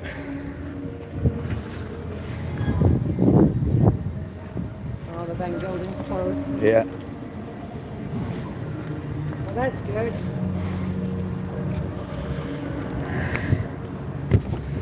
All right. Okay, everybody, listen, thank you so much for hanging out with us, for rooting for us, and for caring about us. We love you very much. Have a wonderful, wonderful evening. And, of course, tomorrow is the big protest, biggest protest in the entire country, weekly protest of Scientology. And can't wait to see you guys there. So that'll be tomorrow, probably around 5 or 6, something like that. All right, everybody. Love you guys very much. Thank you so much for hanging out. Thank you to my mods. Thank you to everyone for your support. Jen Constance, A Girl, Adam, everybody. Thank you so much. Really appreciate you. And of course, Sir Elton and everyone who helped out. Really appreciate you guys. You mean the world. I'll see you tomorrow. Until next time.